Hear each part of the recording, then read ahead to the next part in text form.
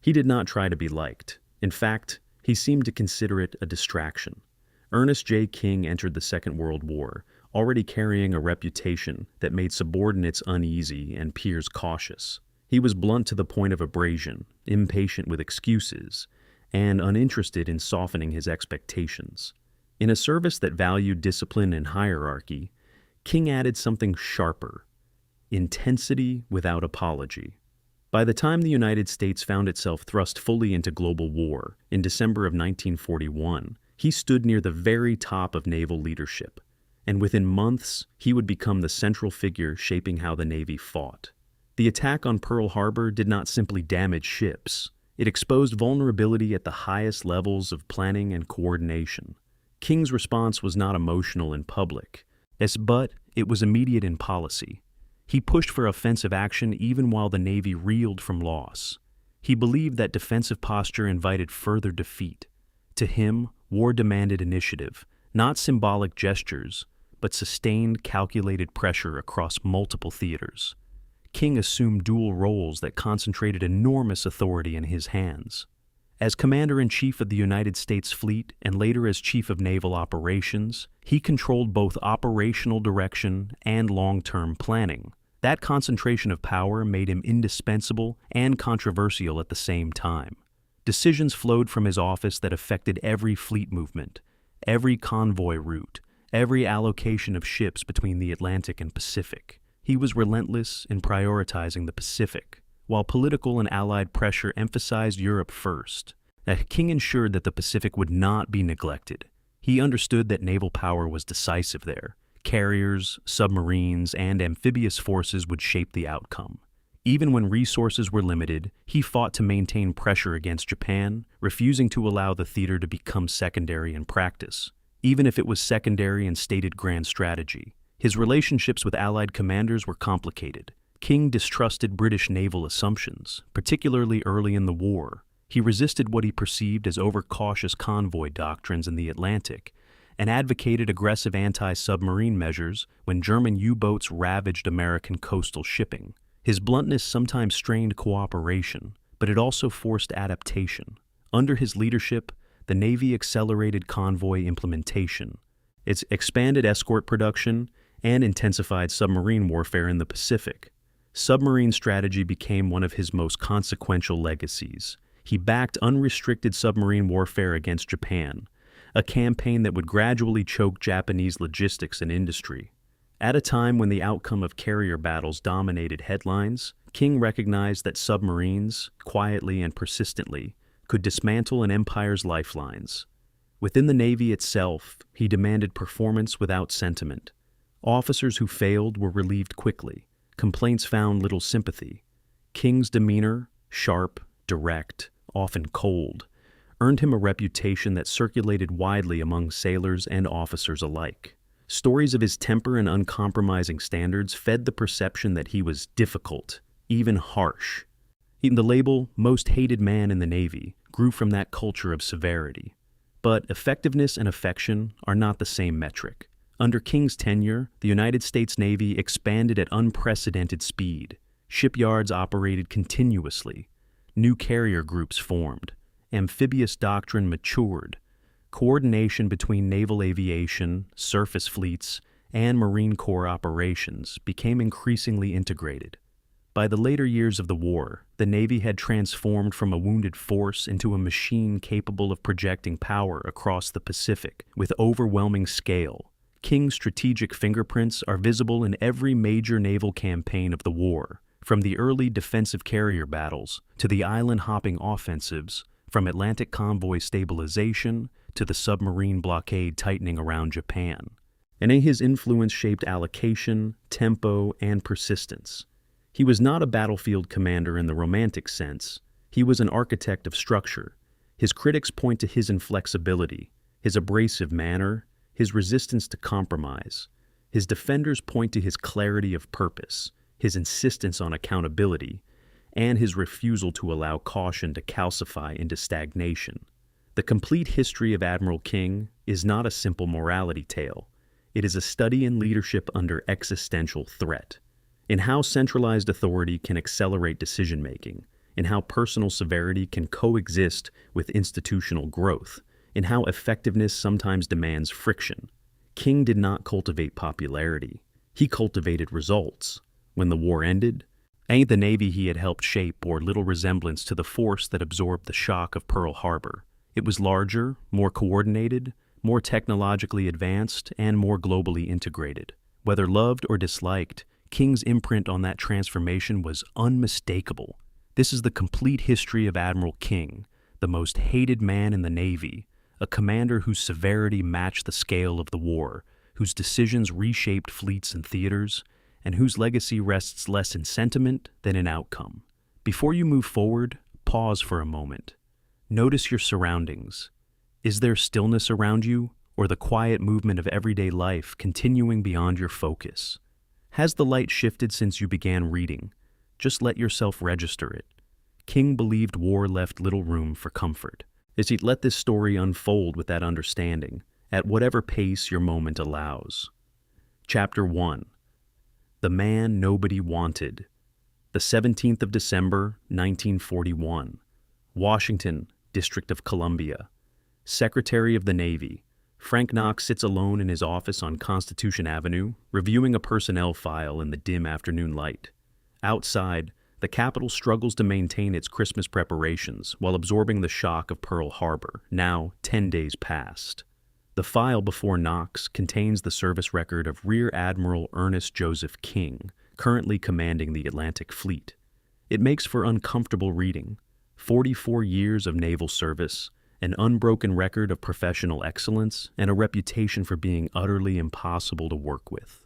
O1 Efficiency Report describes him as having the best strategic mind in the Navy and the worst temperament.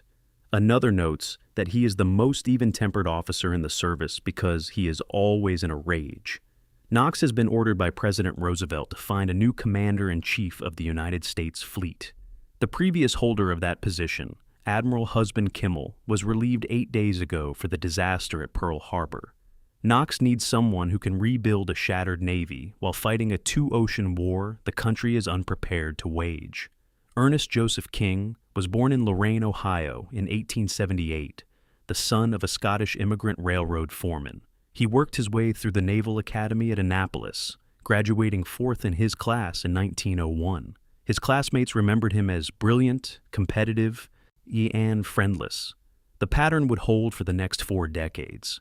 King rose through the ranks by taking impossible assignments that other officers refused. In 1926, he commanded the submarine salvage operation for S-51 after it sank off Block Island, a technical nightmare that King solved through sheer force of will and 60-hour work weeks. In 1930, he commanded the submarine base at New London, Connecticut, which he transformed from the Navy's worst posting into its most efficient training facility. In 1933, he took command of the aircraft carrier, Lexington, and became one of the Navy's early advocates for naval aviation, despite having learned to fly at age 48. Every assignment followed the same pattern. King arrived at a failing command, worked inhuman hours. They fired everyone who couldn't keep up, and left behind an organization that ran like precision machinery. He also left behind officers who swore they would never serve under him again. The Navy's officer corps in 1941 knew 2 things about Ernest King with absolute certainty. First, that he was a drunk. King's drinking was legendary, particularly in port cities where he was known to get into bar fights and confrontations with civilian authorities. He had been passed over for promotion multiple times because of concerns about his personal conduct. Second, that he was a tyrant. Officers who served under King described an atmosphere of constant fear. He would berate subordinates in front of their peers, relieve commanders for minor infractions, and demand performance standards that many considered unreasonable. A standing joke in the Atlantic Fleet went, "When they get in trouble, they send for the sons of bitches." King was the son of a bitch they sent for. He had spent his entire career being given commands that were broken, commands that were failing, commands that nobody else could fix. He fixed all of them. Nobody liked him for it. Knox reviews the alternatives. The Navy has other admirals with better temperaments, better political skills, better relationships with Congress and the press. Admiral Chester Nimitz is universally respected and well-liked. Admiral Raymond Spruance is known for his calm judgment and tactical brilliance. Admiral William Halsey is beloved by his men and the public. Any of them would be easier to work with than Ernest King. But Knox keeps returning to a single consideration. The Navy has just suffered the worst defeat in its history. 8 battleships sunk or damaged at Pearl Harbor.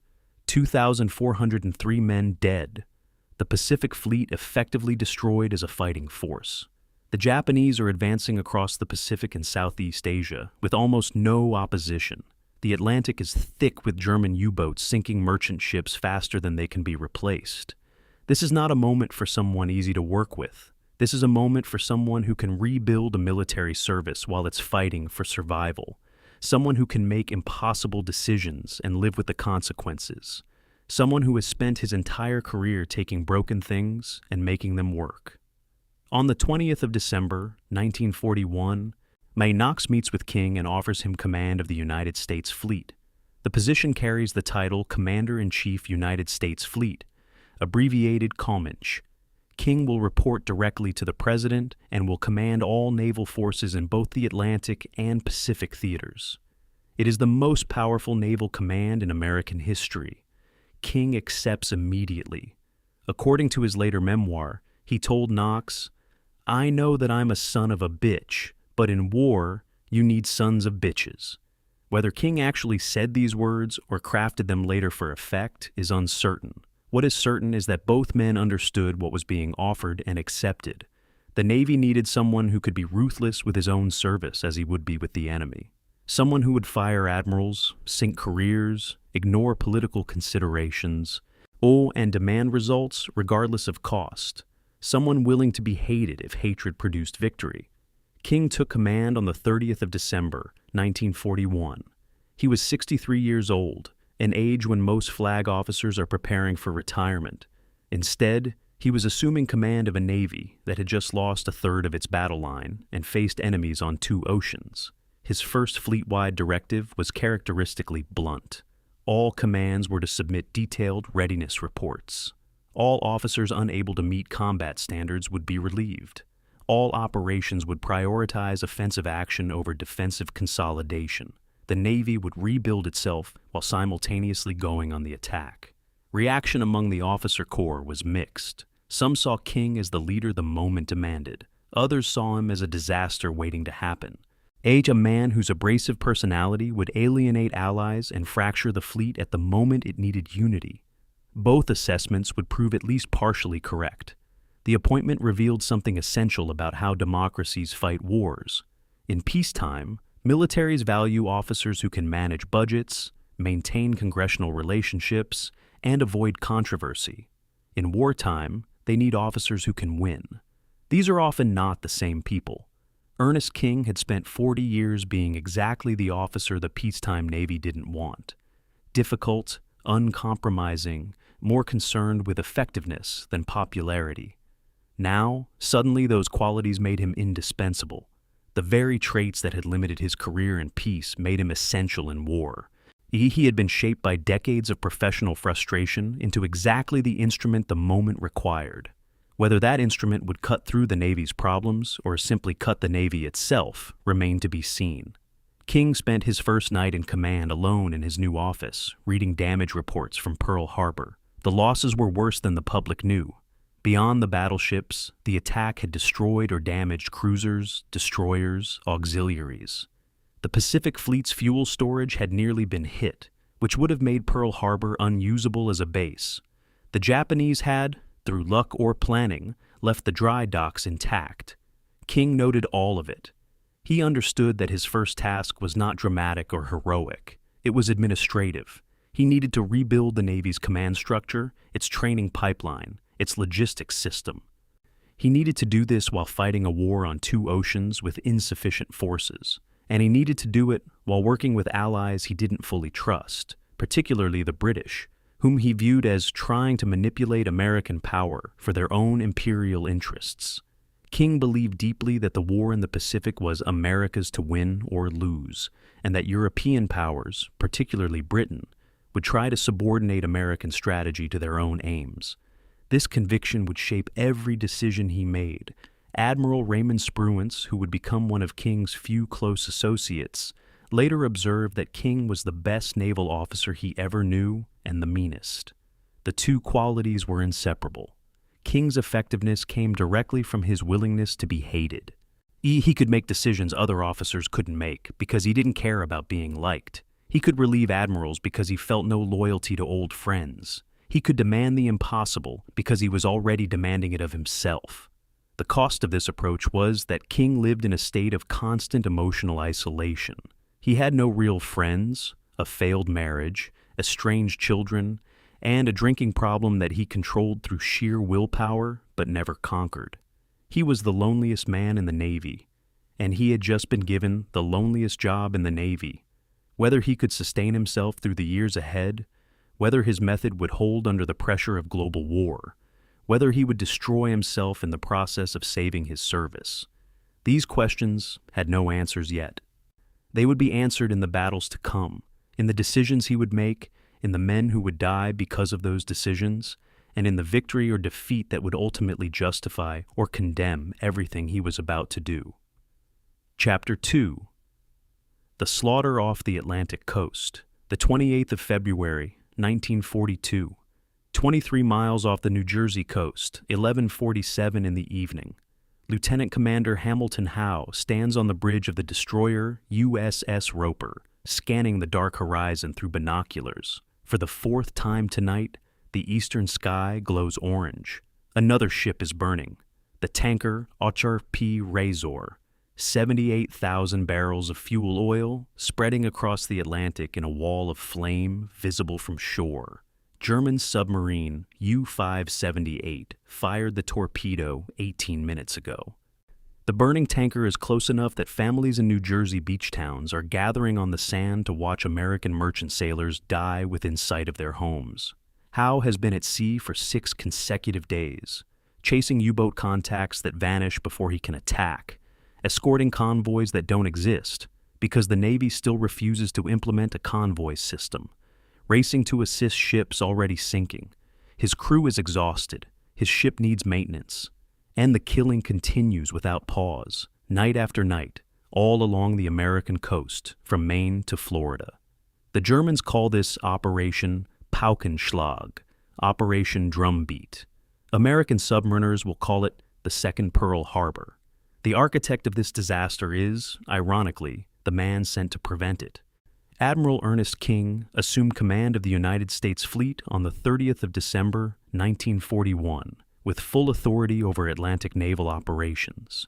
One of his first decisions concerned merchant ship protection. The British Admiralty, drawing on 3 years of brutal experience in the Atlantic, strongly recommended that the United States immediately implement a convoy system for all coastal shipping. The data was overwhelming. Since 1939, the Royal Navy had learned that merchant ships sailing in protected convoys lost an average of 0.6% of their vessels to U-boat attack. Ships sailing independently lost 6%. The difference was mathematical and decisive. Convoys worked. King rejected the advice. His reasoning, detailed in memoranda from January 1942, and rested on several arguments. First, he believed that inadequately escorted convoys were worse than no convoys at all, and the Navy lacked sufficient escort vessels. Second, he believed in offensive anti-submarine warfare, hunting U-boats rather than defending merchants. Third, and perhaps most honestly, he did not want the British telling him how to defend American waters. The German U-boat command had been planning Operation Drumbeat since Pearl Harbor gave them an opportunity they had dreamed of for 2 years. Admiral Karl Dönitz, commanding the U-boat force, recognized immediately that American coastal waters would be undefended. He was correct. On the 12th of January, 1942, 5 Type 9 long-range U-boats arrived off the American coast. They found conditions almost too good to be believed. American cities refused to implement coastal blackouts, claiming that darkened streets would hurt business and tourism. Ships were silhouetted perfectly against shore lights. There was no convoy system. There was no coordinated patrol system. Coastal radio stations broadcast weather reports that helped U-boats navigate. It was a hunting ground unmatched since the earliest days of the war. The first kill came quickly. On the 14th of January, U-123 torpedoed the British tanker Cyclops 300 miles southeast of Cape Sable. 9,076 tons sent to the bottom. The slaughter accelerated through January and into February. The pattern was consistent and brutal. U-boats would surface at night close to shore, select targets silhouetted against city lights, fire torpedoes at point-blank range, and then submerge and move to the next hunting ground. American coastal defenses were virtually non-existent. The handful of destroyers and Coast Guard cutters available were overwhelmed. Aircraft patrols were uncoordinated and ineffective. Merchant ships had no idea they were sailing into a combat zone until torpedoes struck. Many captains didn't even know how to zigzag or take basic evasive maneuvers. February brought 23 ships sunk, totaling 159,000 tons.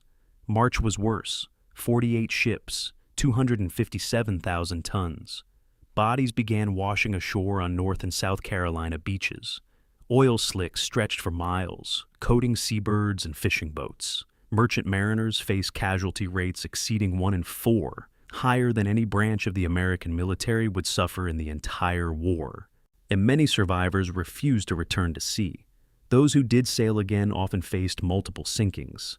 The psychological toll was devastating. Merchant sailors watched their ships torpedoed without warning, spent hours in burning oil slicks, survived hypothermia and shark attacks, reached shore traumatized, and were then sent back to sea on another unescorted ship to face the same fate again. The British watched this catastrophe with growing alarm and frustration. They had warned the Americans this would happen. They had offered to send experienced escort vessels and anti-submarine warfare teams to train American crews. They had provided detailed tactical doctrine developed through years of hard experience. Admiral Sir Percy Noble, commanding Western approaches, sent increasingly urgent messages to Admiral King through official channels, all offering assistance and pleading for the Americans to implement convoys immediately. King's responses were cold and dismissive. He insisted that the situation was under control, that offensive patrols would soon reduce the threat, and that American naval forces would handle the problem without British interference. Noble later wrote in his diary that he found King's attitude incomprehensible. The Americans were losing ships at a rate that threatened the entire Allied war effort, and their naval commanders seemed more concerned with maintaining independence from British advice than with stopping the losses. King's actual reasoning was more complex than simple stubbornness, though stubbornness was certainly part of it. He genuinely believed that the Navy lacked sufficient escort vessels to protect convoys adequately. His assessment showed roughly 30 destroyers available for East Coast operations, enough to escort perhaps 4 convoys at a time. Any convoy system would therefore be partial and inadequate. He also believed philosophically that defensive measures merely delayed defeat, while offensive action could achieve victory. Better to hunt U-boats aggressively than to huddle around merchant ships waiting to be attacked. Finally, and this mattered more than he would admit, King had profound suspicions about British strategic intentions. He believed the British were trying to manipulate American naval deployment to serve British interests, particularly to protect British imperial supply lines rather than American strategic objectives. He was determined that the United States Navy would fight its own war according to its own methods. If that meant higher losses in the short term, it would be worth it for long-term strategic independence. On the 14th of April, 1942, USS Roper finally got her kill. Operating off Cape Hatteras, North Carolina, the destroyer detected U-85 on the surface. Roper closed to attack. The German submarine crash-dived but wasn't fast enough. Roper's depth charges forced U-85 back to the surface, where Roper's 3-inch guns destroyed her. All hands aboard the U-boat were killed. It was Roper's moment of redemption after months of chasing shadows and racing too late to burning wrecks. But it was one submarine sunk against dozens of merchant ships lost. The mathematics of the exchange were devastating. By mid-April, King quietly began implementing a partial convoy system. He never publicly admitted that the British had been right. Instead, he framed it as the Navy now having sufficient escort vessels available to make convoys viable. The The reality was that the losses had become politically unsustainable. President Roosevelt was receiving pressure from Congress, from the Maritime Commission, from the British government, and from his own Secretary of the Navy to replace King. The admiral who had been appointed to fix the Navy was presiding over losses that rivaled Pearl Harbor. The final toll for Operation Drumbeat, counting through August 1942, when the U-boats finally withdrew from American coastal waters, was staggering. 397 ships sunk, totaling 609,000 tons. Approximately 5,000 merchant sailors and naval personnel killed. The losses exceeded all American naval casualties at Pearl Harbor. More tonnage was sunk in 6 months off the American coast than German U-boats had sunk in the entire year of 1941 in the Atlantic. The disaster was entirely preventable. The British had shown the Americans exactly how to prevent it. King had refused to listen, and thousands died because of that refusal. His defenders would later argue that he lacked the resources to escort convoys properly, and that his concerns about inadequate escorts were legitimate. His critics would point out that partial convoy protection would still have saved hundreds of ships and thousands of lives, and that King's real objection was simply that he didn't want to take orders from the British. Both arguments contain truth. What is certain is that King's first test in command was a catastrophic failure that nearly cost him his position. The man sent to rebuild the Navy had presided over its worst defeat since Pearl Harbor. How he responded to this failure would determine whether his command lasted and whether his larger strategic vision would ever have the chance to be tested. Chapter 3. The Bureaucratic Warrior. The 26th of March, 1942, 4:30 in the morning. Captain George Russell arrives at Admiral King's office in the main Navy building on Constitution Avenue to find the lights already burning. King has been at work since 3 in the morning, surrounded by organizational charts spread across every surface. His desk, the conference table, the floor.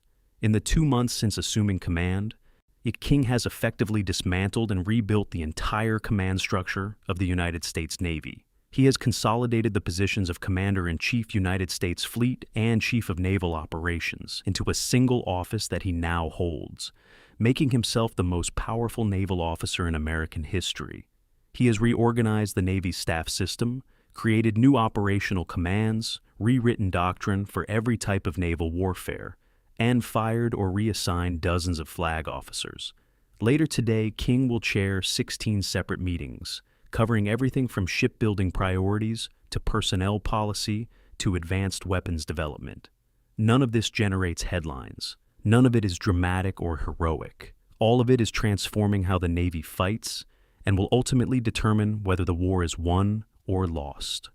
Russell has served as King's flag secretary and personal aide since January, and he is still adjusting to the Admiral's relentless pace. King typically arrives at his office between 2 and 3 in the morning. He works until 7, breaks for breakfast, returns to his desk by 8, and works straight through until late evening. He eats lunch at his desk. He rarely leaves the building. He sleeps perhaps 4 hours a night, though Russell suspects it's often less. The insomnia that drives this schedule is something King never discusses, but Russell has learned that the early morning hours, when the building is empty and silent, are when King does his most creative thinking.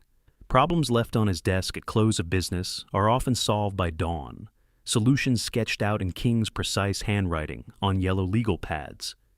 The Admiral's method is simple. He outworks everyone. No problem is too complex if you're willing to spend enough hours breaking it down into components and systematically addressing each one. The organizational revolution King is implementing addresses a fundamental problem that plagued the Navy before Pearl Harbor: divided authority. Prior to King's appointment, naval command was split between 2 separate positions. The Commander-in-Chief United States Fleet, known as CINCUS, commanded operational forces. The Chief of Naval Operations, or CNO, handled administrative and support functions. The division created constant jurisdictional disputes. Operational commanders complained they lacked adequate logistics support. Administrative bureaus complained that operational demands were unrealistic. Yet nobody had clear authority to resolve conflicts. King recognized immediately that fighting a 2-ocean war required unified command. He lobbied President Roosevelt directly for authority to combine both positions.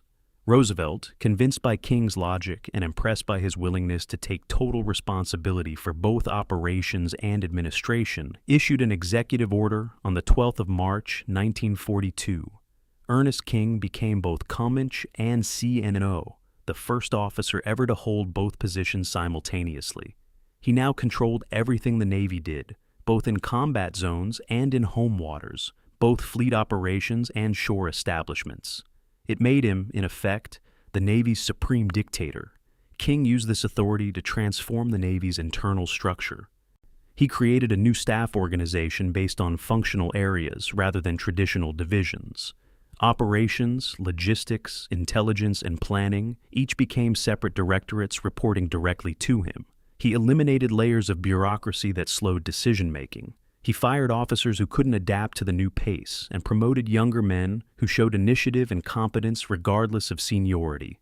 Admiral Richmond Kelly Turner, 47 years old, took over the War Plans Division. Rear Admiral Richard Edwards, 52, rebuilt the naval logistics system. Captain Richard Bates, 51, restructured naval intelligence. All were younger than traditional flag officers in their positions. All reported directly to King. All understood that failure would result in immediate relief. The reorganization was ruthless and effective. Officers who had expected to finish their careers in comfortable shore billets suddenly found themselves working 18-hour days under King's direct supervision or transferred to sea duty. The comfortable peacetime Navy was being burned away, replaced by an organization built for continuous war. One of King's most important innovations received almost no public attention, but would prove decisive to the war's outcome. In April 1942, he created what he called mobile service squadrons. These were floating support bases, groups of oilers, ammunition ships, repair vessels, supply ships, and floating dry docks that could accompany the fleet to forward areas and maintain ships without their needing to return to Pearl Harbor or the West Coast. The concept wasn't entirely new. The Navy had long used tenders to support submarines and destroyers, but King envisioned something far more ambitious: entire industrial complexes afloat, capable of keeping carriers and battleships operational thousands of miles from home ports. Service Squadron 10, established in May 1942, became the prototype. Based initially at Tongatapu in the South Pacific, it could refuel, rearm, repair, and resupply combat vessels without their leaving the theater. This multiplied the Navy's effective strength. A carrier that could be serviced at a forward base could remain on station for months instead of weeks. The time saved meant more strikes against enemy positions, more control of crucial sea space, more cumulative pressure on Japanese forces. King understood that modern naval warfare was ultimately a logistics contest. Whoever could keep their ships at sea longer would win. The Navy's training pipeline also received King's attention. When he took command, the service had roughly 300,000 personnel. To fight a two-ocean war, King estimated the Navy would need to grow to at least 3 million. That meant training facilities, instructors, curricula, equipment, and barracks for massive expansion. King personally reviewed training programs, insisting that they emphasize realistic combat conditions rather than peacetime standards. He established new training centers, expanded existing ones, and created specialized schools for every type of warfare: submarine training, aviation training, damage control, radar operation, engine maintenance, gunnery, navigation. Each required its own syllabus, its own instructors, its own facilities. King oversaw all of it, reading reports from training commands, questioning statistics on graduation rates and failure rates, demanding constant improvement. By 1945, the Navy would number 3.4 million personnel. That growth and the training that made it effective began with King's planning in spring 1942. There was a cost to this effectiveness. King drove his staff mercilessly. Officers working directly for him faced 18-hour days, 7-day weeks, and impossible deadlines. King offered no sympathy for exhaustion, personal problems, or burnout. If an officer couldn't maintain the pace, King relieved him and found someone who could. The turnover in his immediate staff was high. Yet strangely, and many officers later recalled their time working for King as the most professionally rewarding of their careers. They hated the experience while living it, but recognized afterward that they had learned more and accomplished more under King than under any other commander. He set standards that seemed unreasonable and then demonstrated that those standards could be met because he was meeting them himself. He demanded the impossible and made it possible through his own example of what sustained excellence looked like. Captain Russell witnessed a different side of King during these months, one that few others saw. Late in the evening, after the building had emptied and the meetings had ended, Russell would sometimes find King alone in his office writing letters to widows of sailors killed at Pearl Harbor or in the Atlantic. King wrote dozens of these letters personally, in his own hand, addressed to specific families. He never mentioned this to anyone. The letters weren't part of his official duties. He simply felt they needed to be written, and so he wrote them. Russell realized that the admiral, everyone called heartless, was carrying a burden of personal responsibility for every sailor under his command. King might not show emotion in meetings or offer sympathy to his staff, but he felt the weight of command in ways that others couldn't see. The cruelty that defined his professional relationships wasn't indifference to suffering. It was a mechanism for maintaining the emotional distance necessary to make decisions that would inevitably cause suffering. The transformation King oversaw in spring 1942 laid the foundation for everything that followed. The organizational structure he created would command the Navy through the end of the war and become the template for post-war naval command. The logistics innovations he championed would enable the fleet to fight continuously across the Pacific for 3 years without returning to home ports. The training system he established would process millions of personnel and create the most capable naval force in history. None of this was visible in April 1942. What was visible was a Navy losing ships to U-boats off the American coast, struggling to contain Japanese expansion across the Pacific, and commanded by an admiral whom almost everyone in the service feared and few respected. As King was building the machine that would win the war, but the war was being lost while he built it. Whether the construction would be completed in time, whether his vision would prove correct, whether his methods would ultimately be vindicated, these questions remained unanswered as spring turned to summer and the losses continued to mount. Chapter 4. Churchill's Antagonist, the 20th of June, 1942. 10 Downing Street, London. The second day of what the British are calling the Argonaut Conference, though the Americans know it by a different code name. Commander Harry Butcher, naval aide to General Dwight Eisenhower, sits in the back of a wood-paneled conference room watching two concepts of how to win the war collide. Winston Churchill, Prime Minister of Great Britain, has been speaking for 20 minutes about the strategic necessity of operations in the Mediterranean. His case is eloquent, passionate, delivered with the oratorical skill that has sustained British morale through 3 years of war. North Africa, he argues, represents the soft underbelly of Axis Europe. A successful campaign there would secure the Suez Canal, protect British imperial supply lines, and provide a launching point for eventual operations against Italy. Churchill speaks of flanking movements, of indirect approaches, of bleeding the German army in terrain favorable to Allied strengths. Admiral Ernest King has listened without interruption, leaning back in his chair, face expressionless. When Churchill finishes, King waits a moment before responding. Then, in a flat Midwestern accent that cuts through the room's formal atmosphere, he delivers his assessment. Mr. Prime Minister, the Mediterranean is a strategic dead end. Every ship, every landing craft, every soldier you send to Africa is a resource denied to the Pacific, where we are losing. The silence that follows is profound. General Alan Brooke, Chief of the Imperial General Staff, stiffens visibly. Churchill's expression darkens. The Americans in the room, General George Marshall, Admiral Ernest King, General Eisenhower, and their staff, remain carefully neutral.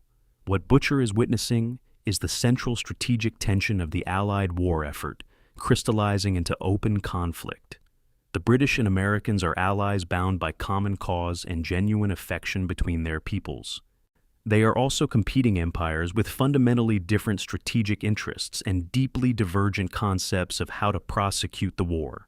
Churchill believes Germany must be defeated first, and that peripheral operations in the Mediterranean will weaken Germany while building Allied strength for an eventual cross-channel invasion.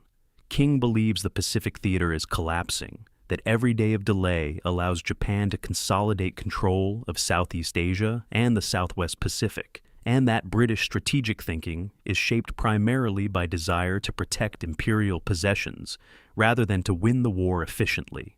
King's opposition to Mediterranean operations rests on several interconnected arguments. First, resources are finite. American industry is performing miracles of production, but even American capacity cannot simultaneously support major offensives in North Africa, the Pacific, and preparation for eventual invasion of France. Choices must be made, priorities established. King believes those priorities should favor the Pacific, where American forces are fighting alone with minimal British support, over the Mediterranean, where British imperial interests predominate. Second, King distrusts the British concept of peripheral strategy. He sees it as fundamentally defensive, a way of engaging the enemy without risking decisive battle. King believes wars are won through direct confrontation at the enemy's centers of strength, not through nibbling at the edges. Third, and perhaps most fundamentally, King suspects that British strategy is designed to preserve British imperial power in the post-war world, rather than to defeat the Axis powers most efficiently. Every operation in North Africa, every campaign in the Middle East, every deployment to protect India or the Persian Gulf serves British colonial interests. King is determined that American blood and treasure will not be spent rebuilding the British Empire. The British perspective is equally coherent and, from their viewpoint, equally valid. Britain has been at war since September 1939. The British people have endured the Blitz, the fall of France, the evacuation from Dunkirk, years of rationing and bombing and casualties. Britain has been fighting alone for 2 years before the Americans entered the war. British forces are stretched thin, defending a global empire against German and Japanese attacks. British strategic thinking reflects this experience. They favor cautious, methodical approaches because they have learned through bitter defeats that hasty offensives against prepared German positions result in catastrophic losses. They advocate Mediterranean operations because North Africa is where British and German forces are already engaged. They resist American pressure for an early cross-channel invasion because they remember the casualties of the First World War and fear that premature attacks will result in slaughter on French beaches. From Churchill's perspective, King's approach is naive, the strategic thinking of a nation fresh to war, underestimating German military capability and unwilling to learn from British experience. The debate over landing craft becomes particularly bitter. Both Mediterranean operations and Pacific amphibious campaigns require specialized vessels designed to transport troops and equipment from ships to hostile shores. These landing craft, LSTs, LCIs, LCMs, and dozens of other types, are in desperately short supply in mid-1942. American shipyards are beginning to produce them in quantity, but production cannot meet the demands of both theaters. Every landing craft sent to North Africa is one not available for operations in the Solomon Islands or New Guinea. Every vessel allocated to potential Mediterranean operations is one that cannot be used for eventual invasion of France. King argues forcefully that the Pacific must receive priority for landing craft because that is where American forces are actively fighting. And Churchill argues equally forcefully that Mediterranean operations require these vessels now, while Pacific operations are still in planning stages. Neither side will yield. The landing craft shortage becomes a running battle that will continue through 1943 and into 1944, poisoning Allied strategic discussions and creating constant friction between American and British planners. On the evening of the 22nd of June, Churchill invites King to Chequers, the Prime Minister's country residence, for drinks and informal conversation. Churchill is a master of personal diplomacy. He hopes that away from the formality of conference rooms, he can establish better rapport with the difficult American admiral. The evening does not go as Churchill plans. and King drinks Churchill's whiskey but remains unmoved by Churchill's arguments. The Prime Minister later tells Brooke that King is an obstinate Anglophobe, impossible to reason with. Yet Churchill also recognizes something in King that commands respect. King is not simply being difficult for the sake of difficulty. He has a coherent strategic vision, detailed knowledge of naval operations, and a willingness to advocate for his positions against overwhelming opposition. Churchill may dislike King personally and disagree with him strategically, but he cannot dismiss him as a fool. The conference concludes on the 24th of June with a compromise that satisfies neither side but allows planning to proceed. The Allies will conduct limited operations in North Africa, what will become Operation Torch. The invasion of Morocco and Algeria in November 1942. Simultaneously, operations in the Pacific will continue, including the planned offensive at Guadalcanal. Neither the Mediterranean nor the Pacific will receive the full commitment of resources that its advocates desire. The United States will effectively fight two major campaigns simultaneously, accepting inefficiencies and divided effort in order to maintain Allied unity and keep pressure on both Germany and Japan. King leaves London convinced he has been outmaneuvered by British political skill. Churchill leaves the conference convinced the Americans are dangerously naive about German military capabilities. Both men are partly correct in their assessments. Both will spend the next 2 years continuing this argument in various forms. That the strategic debate that crystallized in London in June 1942 reflected competing visions, not just of how to win the war, but of what the post-war world should look like. Churchill was fighting to preserve British global power and the British Empire. He understood that Britain's position as a great power depended on maintaining control of India, the Middle East, the Mediterranean, and the sea lanes that connected them. Every British strategic decision reflected this imperative.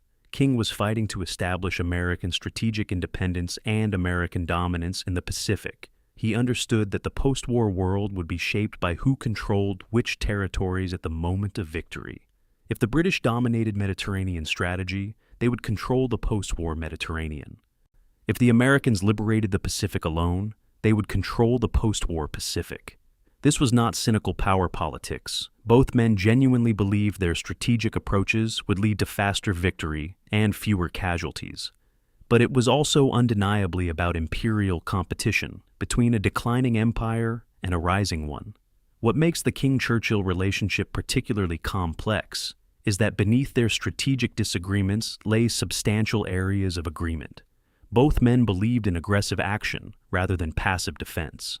Both distrusted conservative military thinking that prioritized avoiding failure over achieving victory. Both understood naval power as the foundation of global strategy. Both were willing to accept high casualties if operations promised strategic gains. In another context, they might have been natural allies. Instead, they became adversaries within an alliance, each viewing the other as an obstacle to proper prosecution of the war. Their relationship would remain contentious through the end of hostilities. Yet, the alliance held. The strategic compromises they reached, unsatisfying as they were to both sides, allowed the Allies to maintain pressure on both Germany and Japan continuously from mid-1942 onward. Perhaps neither man's pure vision would have worked as well as the hybrid strategy they were forced to adopt. Strategic brilliance sometimes emerges from political compromise, rather than from unchallenged implementation of a single coherent plan. King and Churchill, fighting each other within the larger fight against the Axis, now may have produced better strategy through their conflict than either could have achieved alone. Chapter 5. Guadalcanal, King's Gamble. The 7th of August, 1942, 6:14 in the morning. The beaches of Guadalcanal, Solomon Islands. Major General Alexander Vandegrift wades ashore with the first wave of the 1st Marine Division, hitting the beach in assault formation with rifles ready. The jungle before them is silent. No enemy fire greets the landing. The intelligence estimates suggested light Japanese opposition, perhaps 2,000 troops, most of them construction workers building an airfield. For once, intelligence may be accurate. The Marines push inland cautiously, spreading across the northern coastal plain. They are invading a Japanese-held island that most Americans have never heard of, all located in a chain of islands most Americans couldn't find on a map. The operation was planned in 6 weeks, far faster than any amphibious assault of this scale should be organized. The Marines have supplies for 30 days, ammunition for intensive combat, and promises from Admiral Richmond Kelly Turner that the Navy will remain offshore to provide fire support and protect the logistics ships. Vandegrift has read the operational plans and the intelligence summaries. He does not entirely believe either. What he believes is that his Marines are now committed to battle on an island 7,000 miles from San Francisco, and that their survival depends on decisions made by admirals and generals who may or may not understand what they've ordered. The decision to invade Guadalcanal was made by Admiral Ernest King over the objections of nearly every other senior officer in the Pacific Theater. In June 1942, reconnaissance aircraft reported that Japanese forces were constructing an airfield on Guadalcanal's north coast. King immediately recognized the strategic threat. Once operational, that airfield would allow Japanese aircraft to interdict the supply route between the United States and Australia, potentially forcing Australia out of the war. King ordered immediate planning for an offensive to seize the airfield. Admiral Chester Nimitz, commanding the Pacific Fleet, objected that forces were insufficient. General Douglas MacArthur, commanding the Southwest Pacific area, objected that the operation violated agreements about theater boundaries and command arrangements. The Joint Chiefs of Staff questioned whether the Navy could support an amphibious operation so far from any Allied base. King overruled all objections. American strategy had been defensive since Pearl Harbor. It was time to go on the offensive. If Guadalcanal was lost before American forces could seize it, the strategic position in the South Pacific would collapse. Better to attack with inadequate forces than to wait for perfect conditions that might never materialize. The Marines secure the airfield by early afternoon on the 7th of August. Japanese resistance has been minimal. The construction troops fled into the jungle, abandoning equipment, supplies, and partially completed installations. Vandegrift establishes his command post near the airfield and begins organizing the defensive perimeter. His Marines are digging in when they hear explosions from offshore. Japanese aircraft, launched from Rabaul, are attacking the American fleet. The attack causes limited damage, but it signals that the Japanese are responding. That night, a Japanese surface force approaches through the darkness. What follows will be called the Battle of Savo Island, and it becomes the worst defeat in United States Navy history. 4 heavy cruisers, USS Astoria, USS Quincy, USS Vincennes, and HMAS Canberra, are sunk in 32 minutes of brutal night combat. Japanese gunners, trained extensively in night fighting, exploit their advantages in optics and tactics to devastating effect. American ships, caught by surprise, are destroyed before they can effectively return fire. More than 1,000 American and Australian sailors die. Admiral Turner, all commanding the amphibious force, makes the decision he believes necessary. The remaining transport ships withdraw, taking with them half the supplies intended for the Marines ashore. Vandegrift's division is now isolated on a hostile island with partial supplies, no prospect of reinforcement, and a Japanese force that has just demonstrated devastating naval superiority. Admiral King, in Washington, receives news of Savo Island on the 10th of August. He immediately faces the question that will define the next 6 months. Does the Navy continue supporting Guadalcanal at the risk of further losses, or does it evacuate the Marines and accept defeat? King's staff presents the options. Continuing to supply Guadalcanal will require the Navy to run ships through waters where Japanese surface forces and aircraft can attack them. Losses will be heavy. The alternative is to abandon the Marines, accept the loss of the airfield, and concede Japanese dominance of the Solomon Islands. King's decision is immediate and unequivocal. The Navy will hold Guadalcanal regardless of cost. His reasoning is strategic and uncompromising.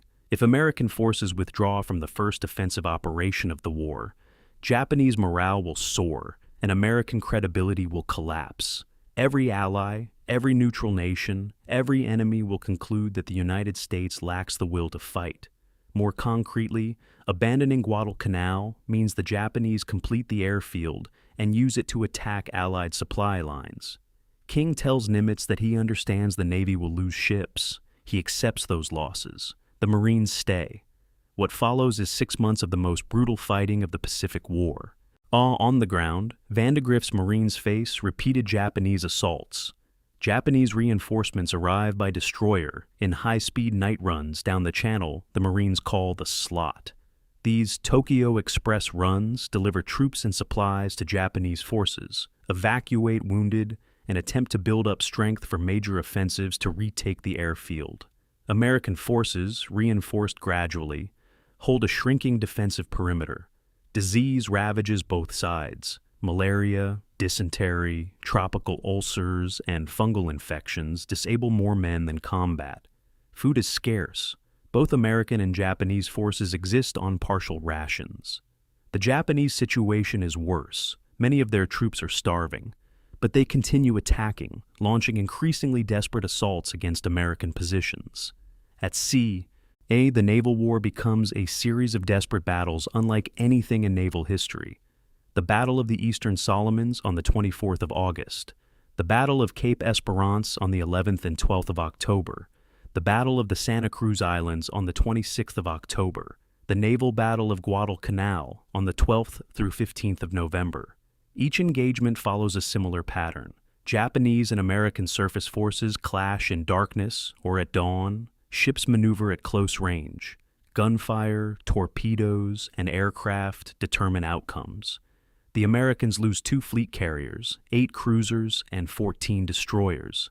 The Japanese losses are comparable, but, critically, less replaceable. American shipyards are producing vessels faster than they are being sunk. Japanese industrial capacity cannot match American production.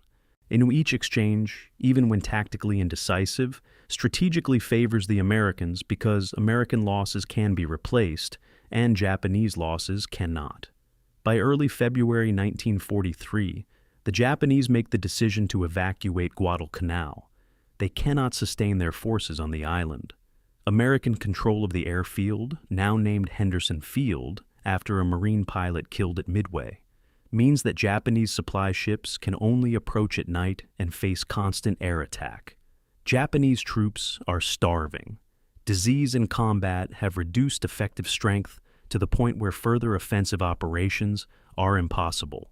On the nights of the 1st through 7th of February, Japanese destroyers conduct a brilliantly executed evacuation, removing approximately 11,000 troops under cover of darkness. The Americans, expecting another series of Tokyo Express reinforcement runs, don't realize until the 9th of February that the Japanese have abandoned the island.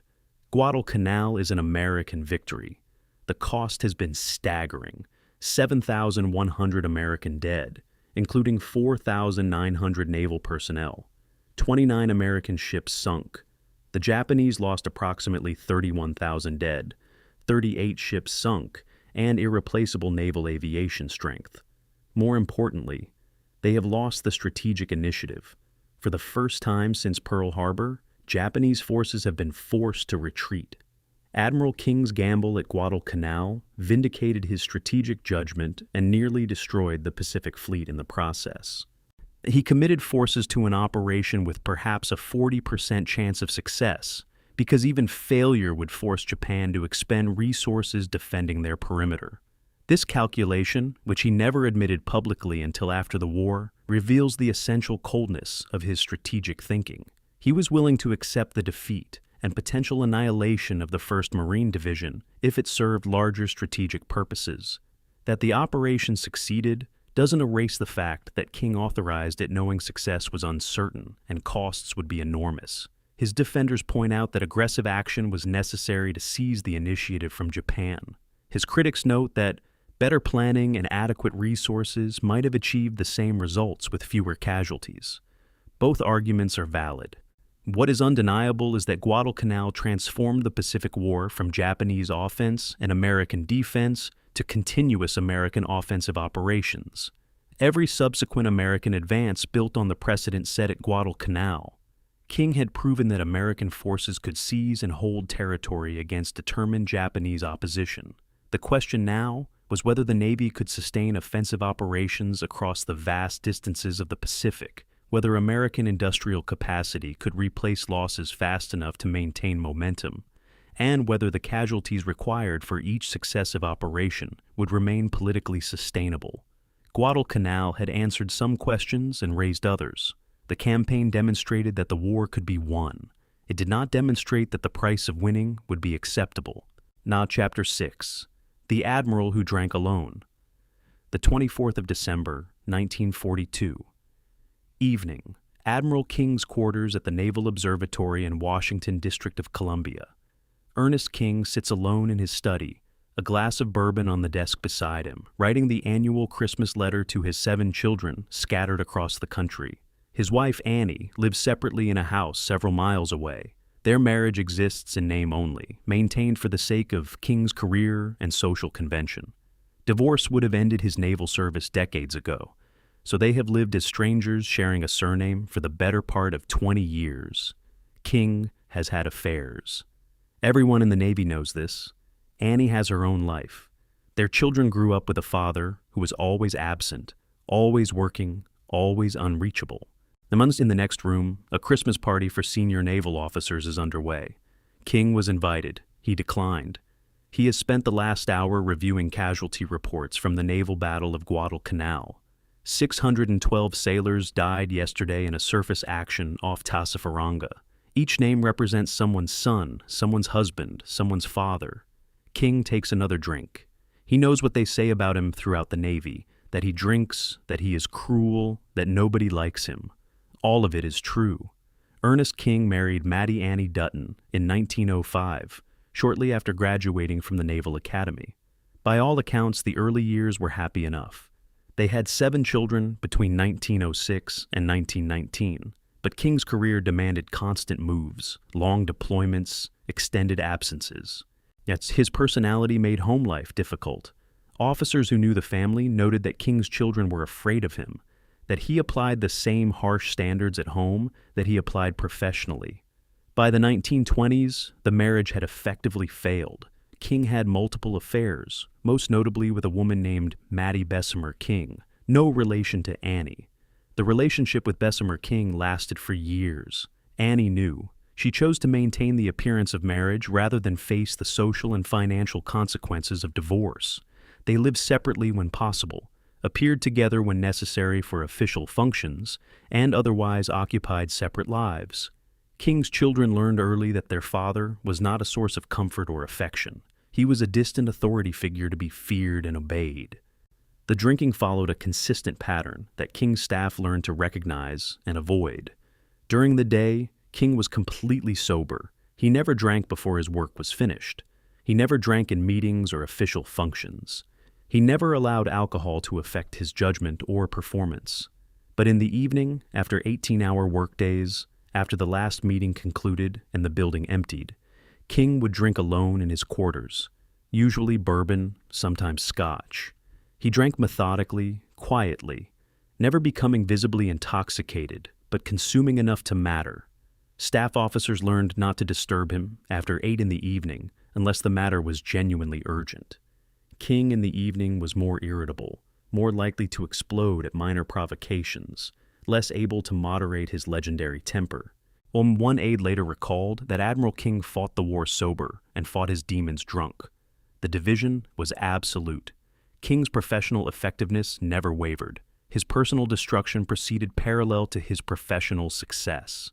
King had 7 children, but his relationships with them ranged from distant to hostile. His eldest son, Ernest Joseph King, Jr., served in the Navy during the war.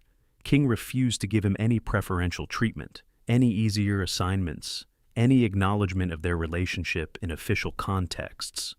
Jr. served on destroyers in the Atlantic and Pacific, facing the same dangers as any other junior officer. King saw him perhaps 3 times during the entire war, always briefly, always formally. Another son, Midshipman Charles King, he died in 1933 in circumstances that King never discussed publicly. Friends believed King blamed himself for Charles's death, though the details remain unclear. His daughters married and moved away. They wrote to their father occasionally. He responded irregularly. The Christmas letters King wrote each year were duty, not affection. He signed them with formal regards. His children rarely responded with more than brief acknowledgments. Admiral Raymond Spruance represented King's only genuine friendship during the war years. Spruance, commanding first a cruiser division and later the Fifth Fleet, shared King's commitment to professional excellence without sharing his abrasive personality. They met periodically for quiet dinners when both were in Washington. These meetings were remarkable for what they were not. There was no discussion of politics, no gossip about other officers, no complaints about the burdens of command. They discussed strategy, operations, the technical details of naval warfare. Spruance never feared King. He responded to King's temper with quiet logic. King, who terrorized most officers, found in Spruance someone he could talk to without performance or pretense. Spruance later told interviewers that he believed King was profoundly lonely. The admiral whom everyone feared, whom everyone obeyed, whom nobody liked, had no one he could simply talk to. Spruance filled that role, not from pity, but from genuine respect for King's abilities and recognition of his isolation. King's private papers, donated to the Naval War College archives decades after his death, and contain a diary entry from early 1943 that his family found after going through his effects. The entry is uncharacteristic. King rarely reflected on personal matters in writing, but this entry, written late at night, reveals doubt. I have made the Navy efficient. I have made it feared. Have I made it better? Do the men I command respect what we're building, or do they only fear who is building it? The questions are genuine. King understood that his methods alienated people. He understood that he was hated. What he struggled with was whether this was necessary or simply who he was. Could he have achieved the same results with more humanity, with some capacity for warmth or encouragement or praise? Or was the ruthlessness essential to his effectiveness? He never answered these questions definitively. The diary entry ends without resolution, as though King himself didn't know. The toll of command showed physically. Photographs of King from 1941 show a man of 63 who looks his age, fit, alert, vigorous. Photographs from 1945 show a man who has aged 15 years in 4. His face is gaunt, his eyes are hollow, his posture, always rigidly correct, shows strain. King worked himself nearly to death during the war years. Sleep deprivation, stress, the bourbon he consumed nightly, the emotional isolation he maintained constantly, all of it extracted a price. His staff worried about his health. They urged him to take leave, to rest, to delegate more. King refused. He believed, probably correctly, that he was irreplaceable. No one else could manage the Navy's strategic, operational, and administrative functions as effectively. To step away even briefly would risk decisions made by someone less capable, less informed, less willing to make hard choices. So he stayed and worked and drank and grew older faster than time should have allowed.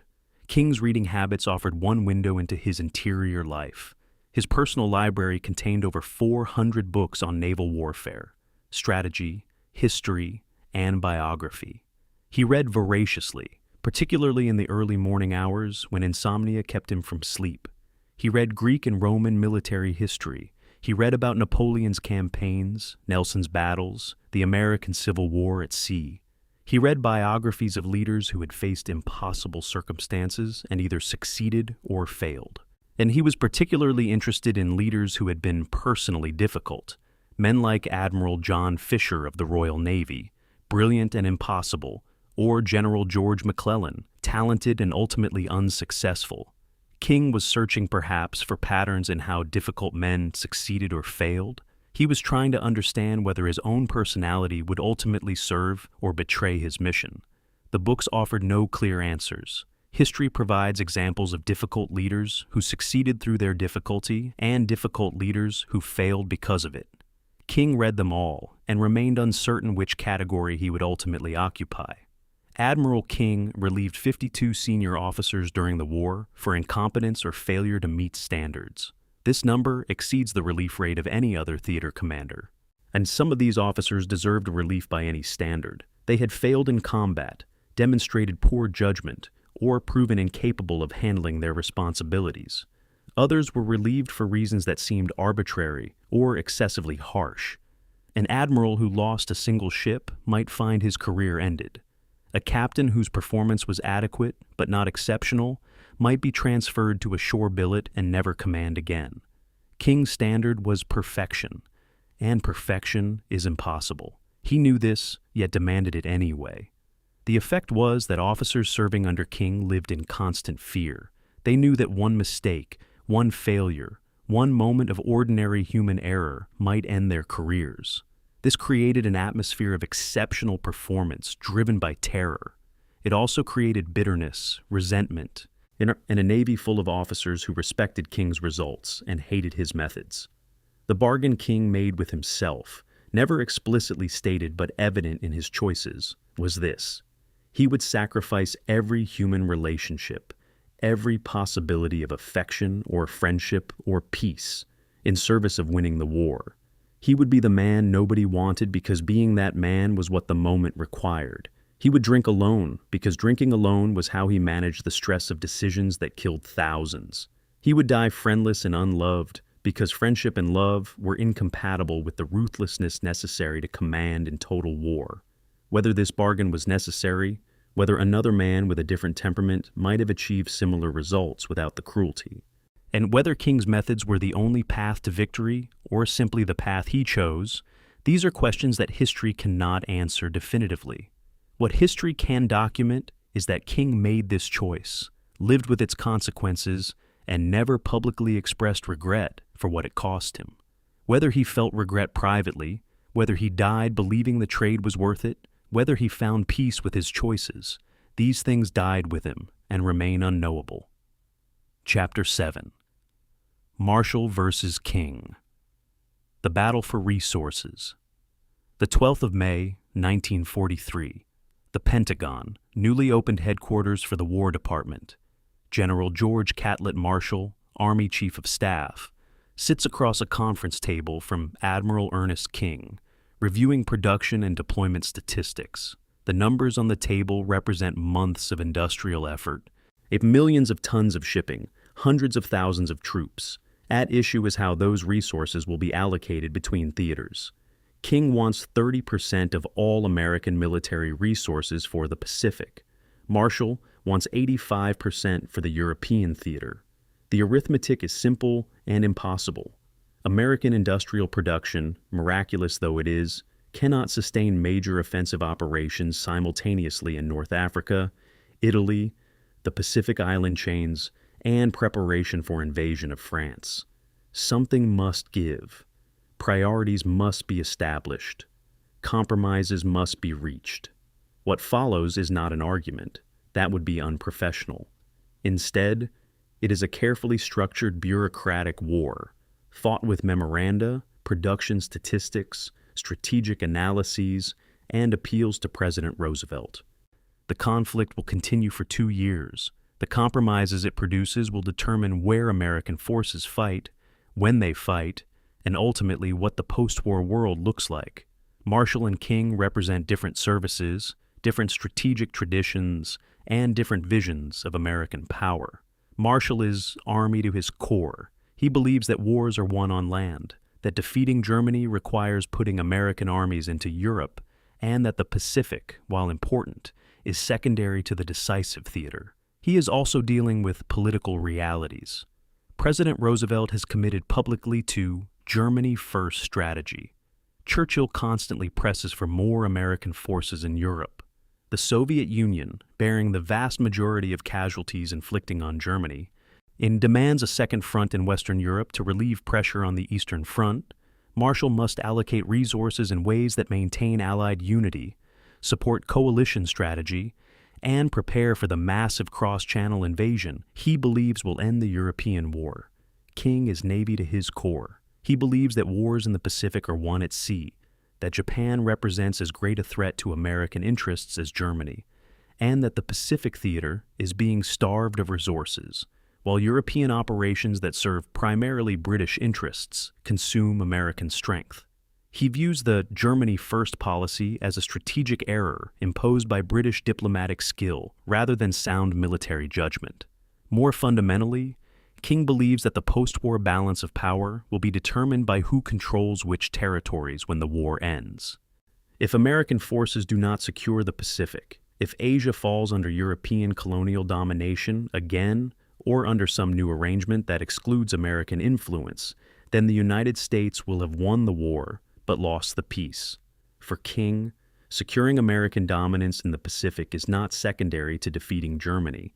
It is equally important and far more urgent because Japanese forces are actively consolidating control while American resources flow to Europe. The resource bottleneck affects everything but hits certain critical areas particularly hard. Landing craft represent the most visible and contentious shortage. Every amphibious operation, whether in Europe or the Pacific, requires these specialized vessels. In mid-1943, American shipyards are producing them in increasing numbers. All but production still falls short of demand. Mediterranean operations require landing craft. Pacific operations require landing craft. The planned cross-channel invasion, codenamed Overlord, will require landing craft in numbers exceeding all previous operations combined. There are not enough for everyone. King argues that the Pacific should receive priority because that is where American forces are actively engaged. Marshall argues that Overlord represents the decisive operation of the war and must receive whatever it needs. The debate becomes so bitter that Roosevelt himself must arbitrate specific allocations. General Douglas MacArthur complicates the equation further. MacArthur commands the Southwest Pacific area, a theater separate from Admiral Nimitz's Pacific Ocean areas. MacArthur constantly lobbies Washington for more troops. They have more supplies, more aircraft, more everything. He sends carefully crafted messages to Congress, cultivates relationships with journalists, and appeals directly to the American public. Marshall, despite sharing MacArthur's Army background, finds him difficult and self-aggrandizing. King distrusts MacArthur, but needs his theater to maintain pressure on Japanese forces. The result is a three-way tension where Marshall and King, already competing for resources, must also manage MacArthur's demands and his political maneuvering. Every decision about Pacific resources must account for both Nimitz's operations and MacArthur's theater, often forcing King to fight MacArthur for Navy priorities, while simultaneously fighting Marshall for Pacific priorities. Shipping represents another critical constraint. Moving one infantry division to Europe requires between 30 and 40 cargo ships for transport and ongoing supply.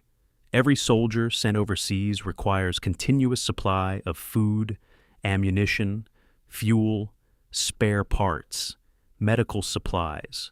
The same applies to Pacific operations, with the added challenge of longer distances and fewer established bases. American shipyards are building cargo ships at extraordinary rates. The Liberty ship program, using prefabricated components and assembly line techniques, produces vessels faster than anyone thought possible. But even Liberty ships cannot instantly overcome years of underinvestment in merchant marine. Every ship allocated to one theater is unavailable for another. King and Marshall fight constantly over shipping allocations, and each able to demonstrate convincingly that his theater needs more vessels than are available. The personal relationship between Marshall and King remains correct and professional despite their strategic disagreements. Both men maintain strict standards of military courtesy. They do not allow policy disputes to become personal conflicts. They meet regularly for private discussions where they can speak candidly without staff present or minutes recorded. In these meetings, a grudging mutual respect develops. Marshall recognizes that King's arguments for Pacific priority are strategically coherent, even if Marshall disagrees with the conclusions. King recognizes that Marshall is managing political pressures from Roosevelt, Churchill, and Stalin that constrain his freedom of action. Neither man compromises his position, but both understand the constraints the other faces. The compromise that eventually emerges satisfies neither side, but allows both theaters to maintain operations. The European theater receives approximately 65% of American military resources, the Pacific approximately 35%.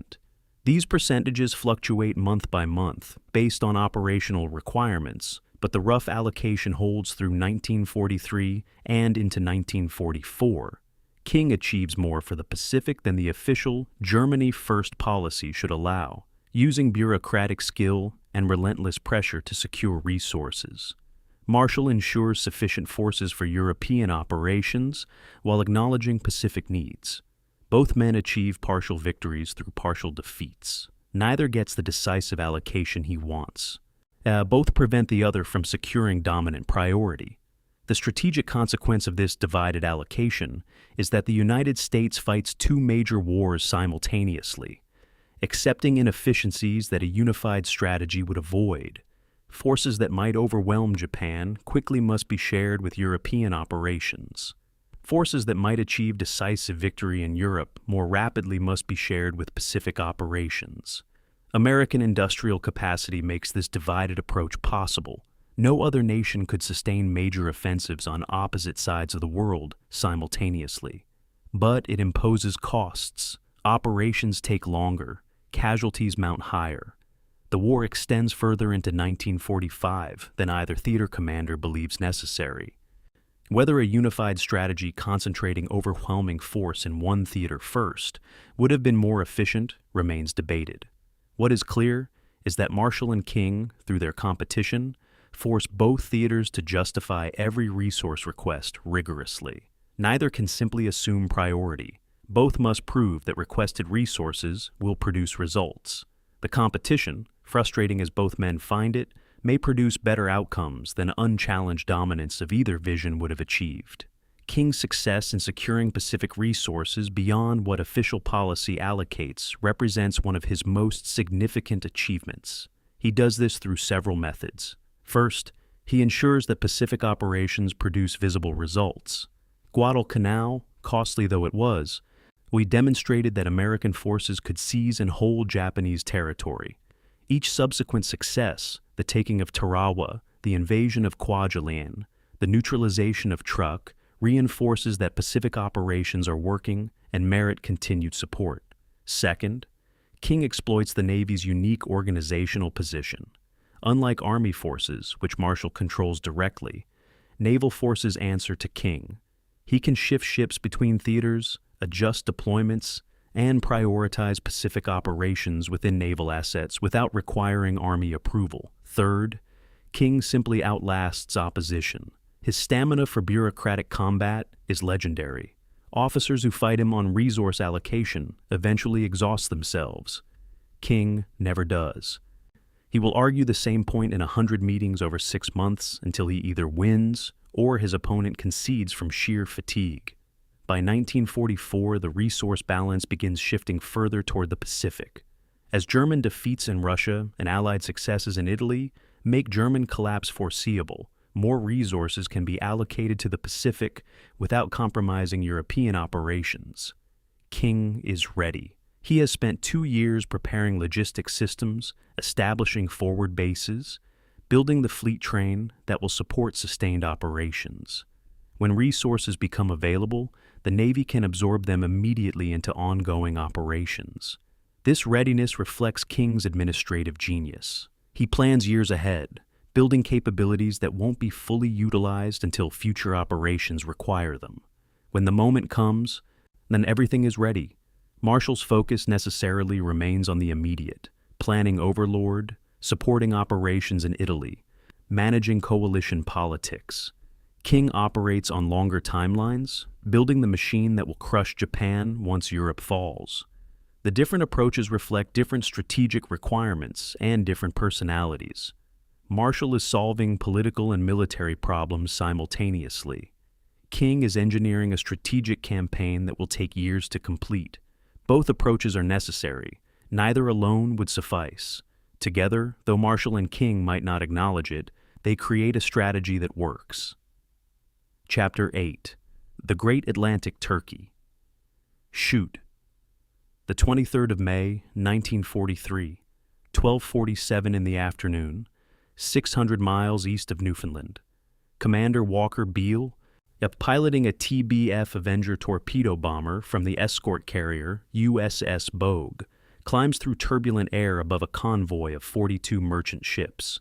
The convoy is making perhaps 8 knots, wallowing through moderate seas under gray skies. Beale's radar operator calls out a contact. Submarine on the surface, range 4 miles, bearing 270. The U-boat is charging its batteries, a necessary vulnerability of submarine operations. They must surface periodically to run diesel engines that recharge electrical systems. Beale pushes the Avenger into a dive, descending through 3,000 feet in seconds. Below, crewmen aboard U-569 spot the aircraft and scramble to crash dive. The submarine's bow dips beneath the surface, but it's too slow. A U-boat requires approximately 30 seconds to submerge completely. At Beale's depth charges fall away from the Avenger's bomb bay, set to explode at shallow depth. They bracket the swirl where U-569 disappeared. The sea erupts. Oil and debris spread across the surface. U-569 never returns to its base at Brest. The kill is Beale's 3rd this month. It is also one of 41 U-boats that Germany will lose in May 1943, the worst month for U-boat losses in the entire war. The Germans call it Die Schwarze Mai, Black May. The Battle of the Atlantic is turning. The transformation in Allied anti-submarine warfare between the disaster of early 1942 and the victories of mid-1943 represents one of the most dramatic operational improvements of the war. Admiral King presides over this transformation, applying lessons from early failures with systematic thoroughness. The changes are comprehensive: new technology, new tactics, new organizations, and perhaps most importantly, new willingness to learn from British experience. King's reputation suffers from the convoy disasters of 1942, and he is determined to redeem it. The anti-submarine campaign becomes his proving ground. If he can defeat the U-boats, he can silence critics who question his competence. More importantly, he can secure the Atlantic sea lanes that are essential for any American strategic operations in Europe or the Mediterranean. Technology provides several crucial advantages. Escort carriers, converted from merchant hulls with small flight decks, give convoys organic air power. Aircraft can patrol ahead of convoys, may hunt submarines that might be lying in wait, and attack U-boats that surface to charge batteries or maneuver into attack position. The British developed escort carriers first, but American shipyards begin producing them in quantity by early 1943. They are cheap, quick to build, and effective.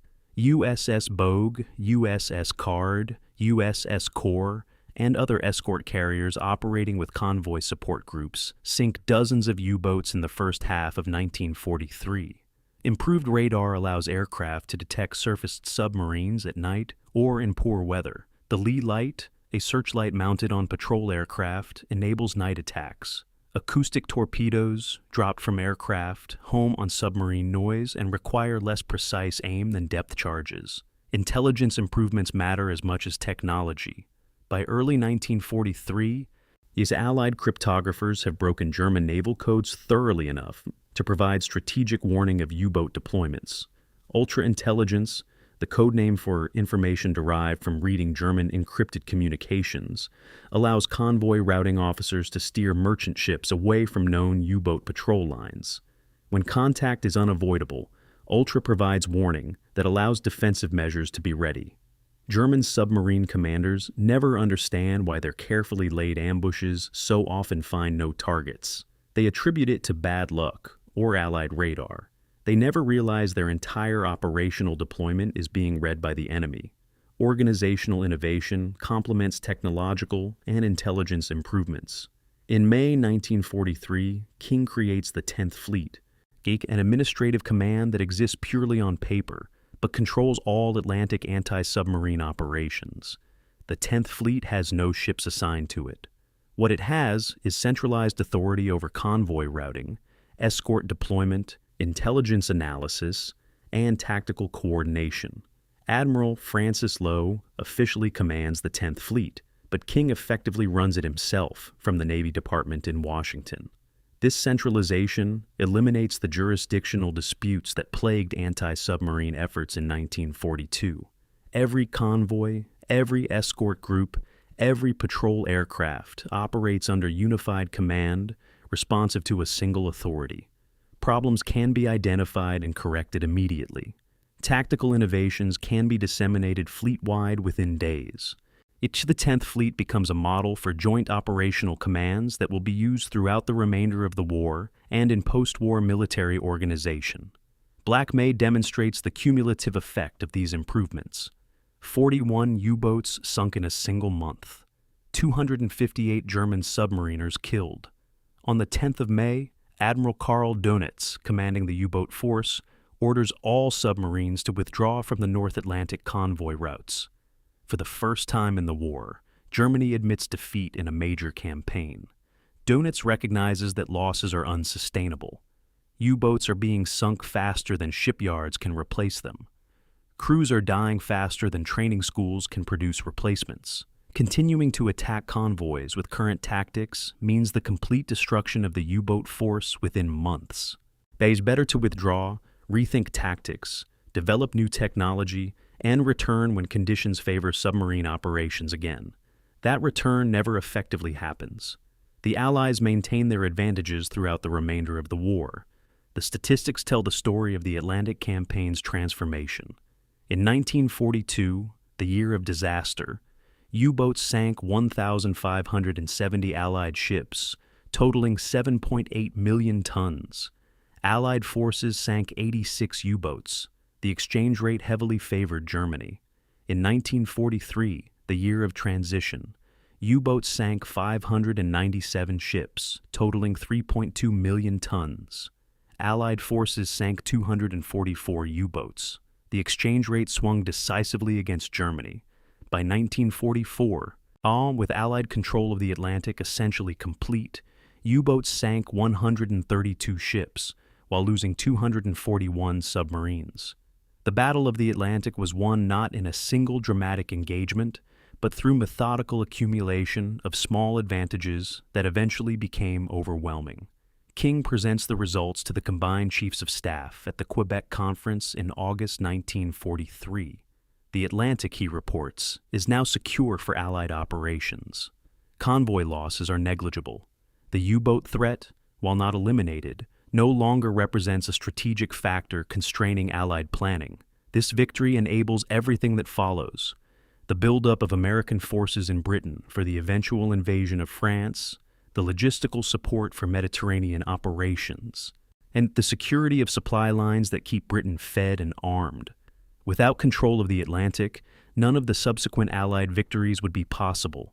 King does not gloat at the conference. He does not remind the British that they urged convoy adoption in early 1942 while he resisted. He simply presents the data, acknowledges that the threat is contained, and moves on to planning next operations.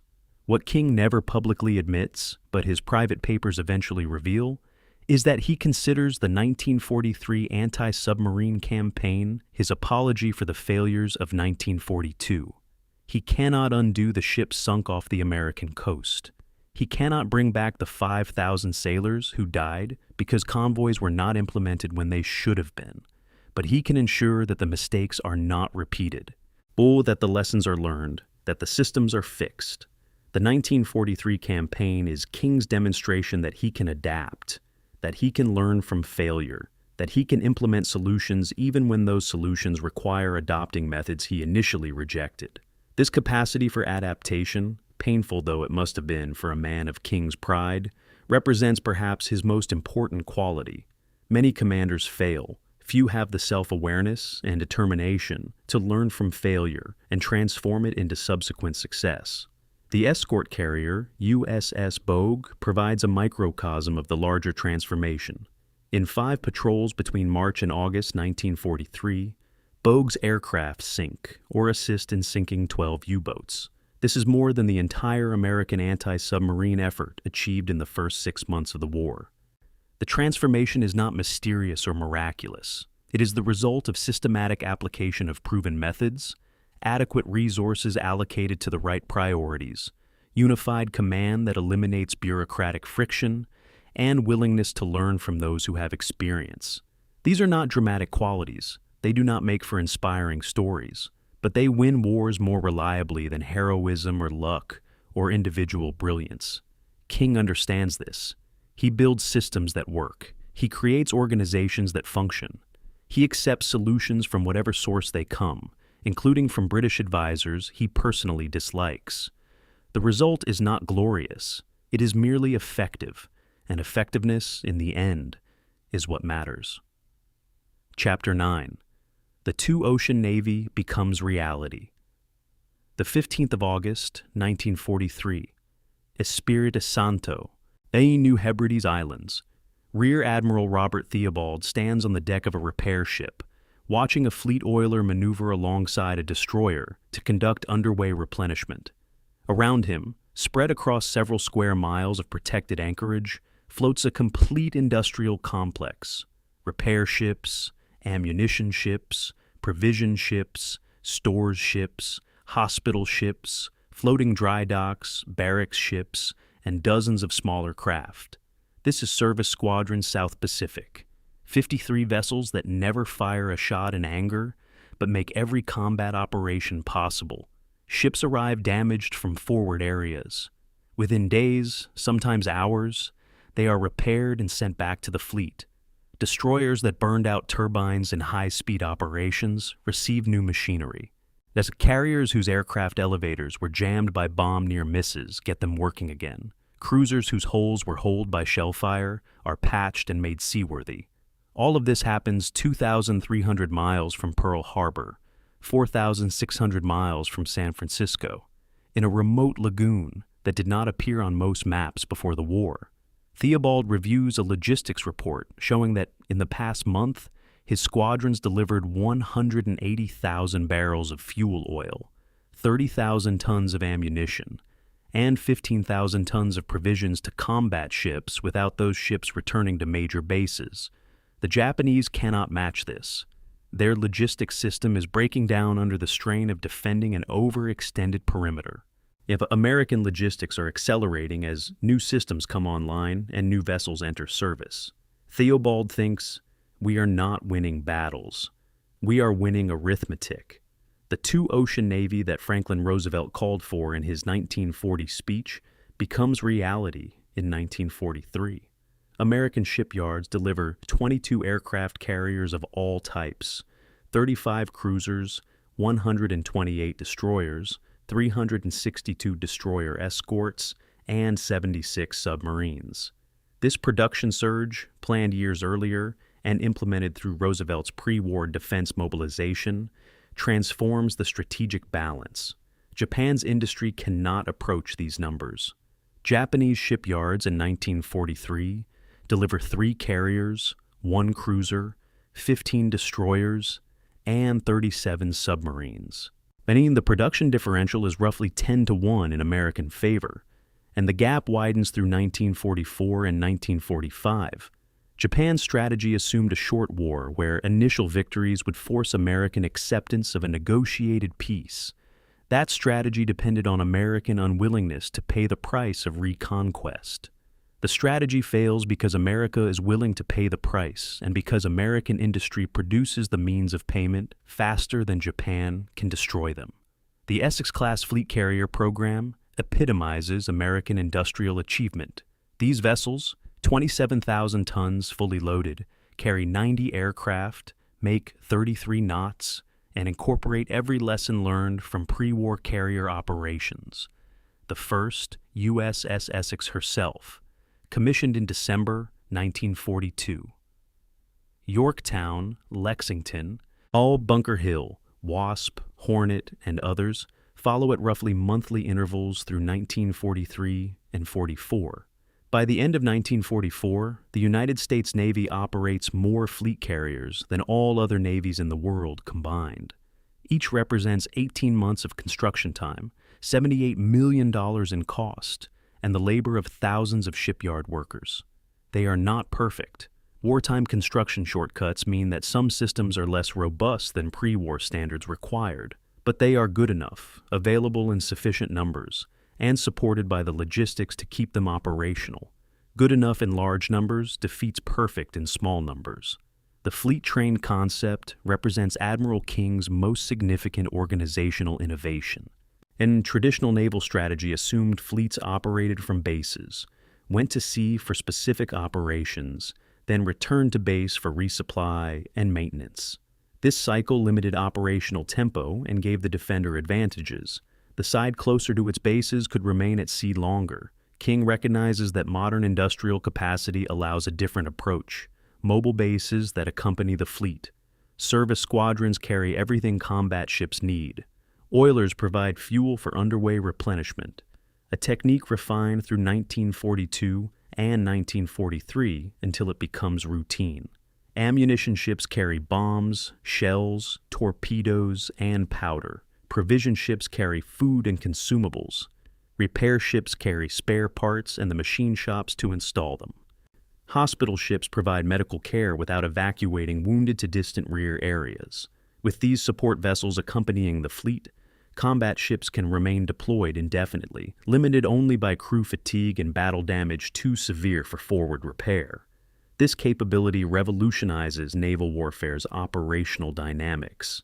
Traditional fleet engagements happen when both sides sortied from bases, met in combat, then withdrew. The Battle of Jutland in the First World War followed this pattern.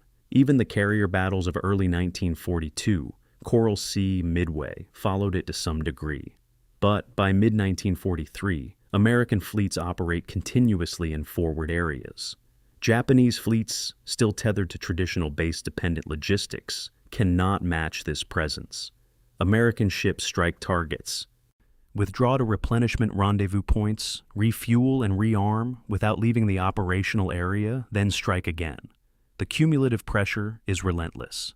Japanese forces can defeat an American task force in a single engagement, but cannot defeat the system that produces continuous operations. The American fleet becomes, in effect, a moving base that consumes Japanese defensive capabilities through sustained attrition. The Seabees, naval construction battalions, created in 1942, build the physical infrastructure that supports Pacific operations. These are not combat units in the traditional sense.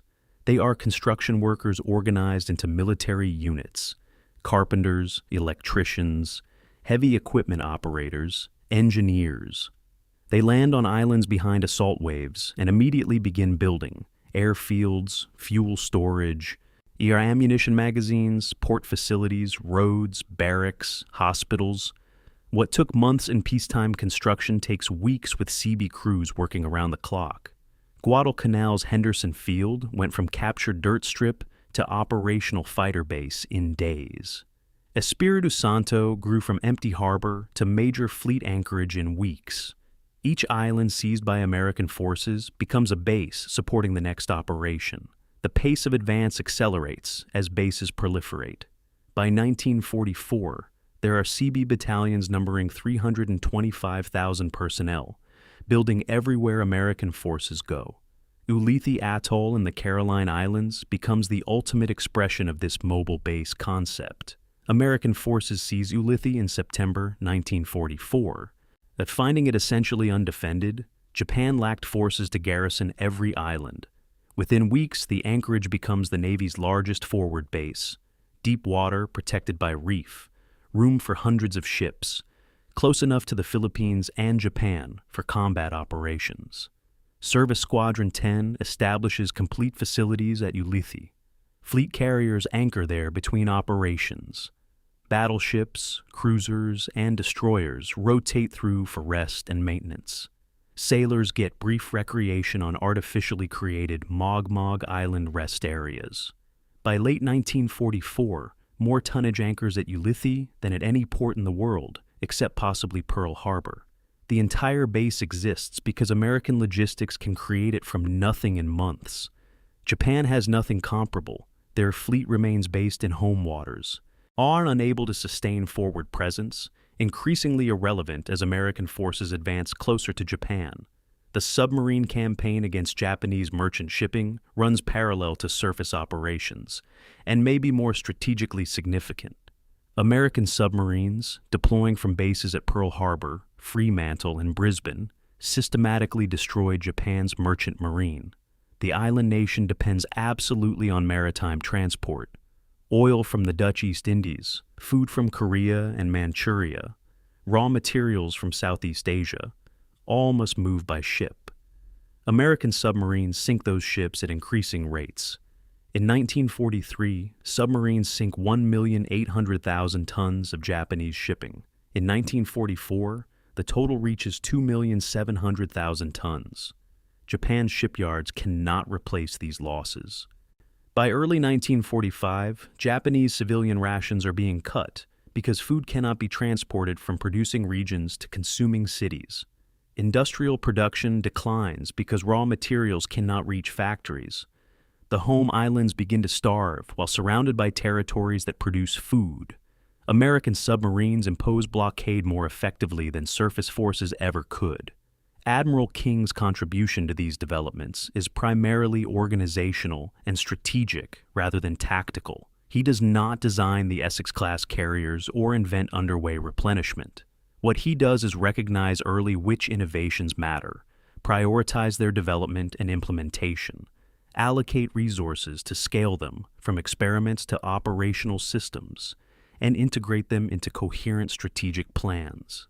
And the decision to build escort carriers in large numbers is King's. The creation of service squadrons and the fleet train concept comes from King's planning. The priority given to submarine operations, despite their not producing dramatic headlines, reflects King's strategic judgment. King sees the Pacific War as an industrial and logistical contest that the United States must win by exploiting its industrial advantages. Every decision he makes serves that vision.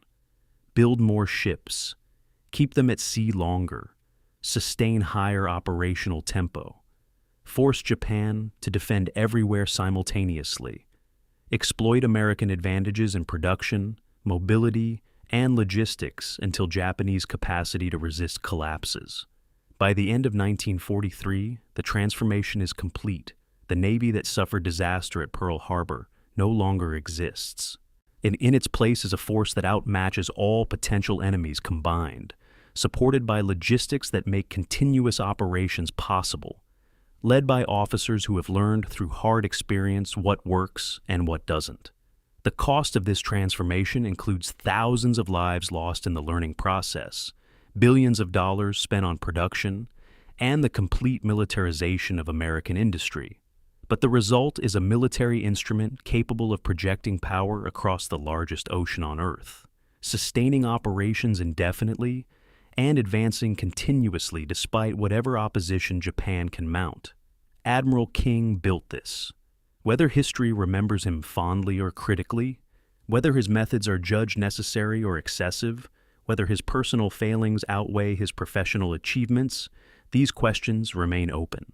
And what is not open to question is that he built the most powerful navy in human history, and built it while fighting the war it was designed to win. Chapter 10. Leapfrogging. King's strategic masterstroke. The 17th of February, 1944. Pacific Fleet Headquarters, Pearl Harbor. Commander James Fife stands before a wall-sized map of the Central Pacific, examining the operations plan for the coming months. The map shows Japanese-held islands marked in red, American-controlled territory in blue. What strikes Fife about the plan before him is not what it includes, but what it deliberately omits. The next operation, codenamed Hailstone, targets Truk Lagoon in the Caroline Islands. Truk is Japan's main forward base in the Central Pacific, home to 45,000 troops, extensive fortifications, repair facilities, and supply depots.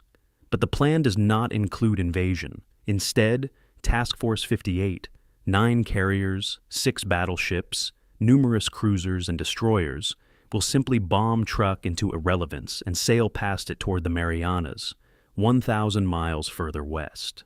45,000 Japanese troops will be left to wither on the vine, in Admiral King's phrase. They will remain on Truk, fully armed, fully supplied, and completely irrelevant to the war's outcome. Fife traces the proposed route on the map. Kwajalein taken in January, Truk bypassed in February, Eniwetok seized in February, then the Marianas in summer. Each jump covers hundreds of miles. Each leaves Japanese strongpoints isolated. The strategy no longer fights for every island. It makes most islands irrelevant by moving past them. The strategic concept that will come to be called island hopping or leapfrogging actually originates in General Douglas MacArthur's Southwest Pacific Area Command. MacArthur's staff officers, particularly his Chief of Staff, General Richard Sutherland, developed the approach during operations in New Guinea. Rather than reducing every Japanese position sequentially, MacArthur's forces identify weak points, seize them with amphibious assaults, and bypass strong points that are left without supply or reinforcement. The approach works brilliantly. Japanese forces in bypass positions cannot withdraw. American naval and air superiority means any attempt to evacuate by sea or air results in destruction. They cannot attack. They lack the mobility to reach American forces now operating behind them. They can only remain in place, in consuming dwindling supplies, suffering from disease and malnutrition, watching the war move past them. MacArthur's method advances hundreds of miles up the New Guinea coast in months, bypassing tens of thousands of Japanese troops at a cost of relatively light casualties. Admiral King watches MacArthur's results with interest and, characteristically, some resentment. King has never liked MacArthur personally. He considers the general a publicity-seeking egotist, more concerned with his own image than with winning the war. MacArthur's constant public statements claiming credit for every success in the Pacific irritate King, who believes the Navy deserves equal or greater recognition. But King is enough of a professional to recognize a good idea, regardless of its source. If MacArthur's bypass strategy works in the Southwest Pacific, it can work in the Central Pacific where King's forces operate. The Central Pacific offers even better conditions for leapfrogging because naval mobility is unrestricted by terrain. MacArthur's forces must still use roads and trails to move between objectives. Naval forces simply sail around obstacles. Applied at strategic scale, bypass strategy can collapse Japan's entire defensive perimeter in a fraction of the time sequential assaults would require. The invasion of Kwajalein in the Marshall Islands demonstrates the concept's potential. Previous American operations in the Pacific followed a methodical approach.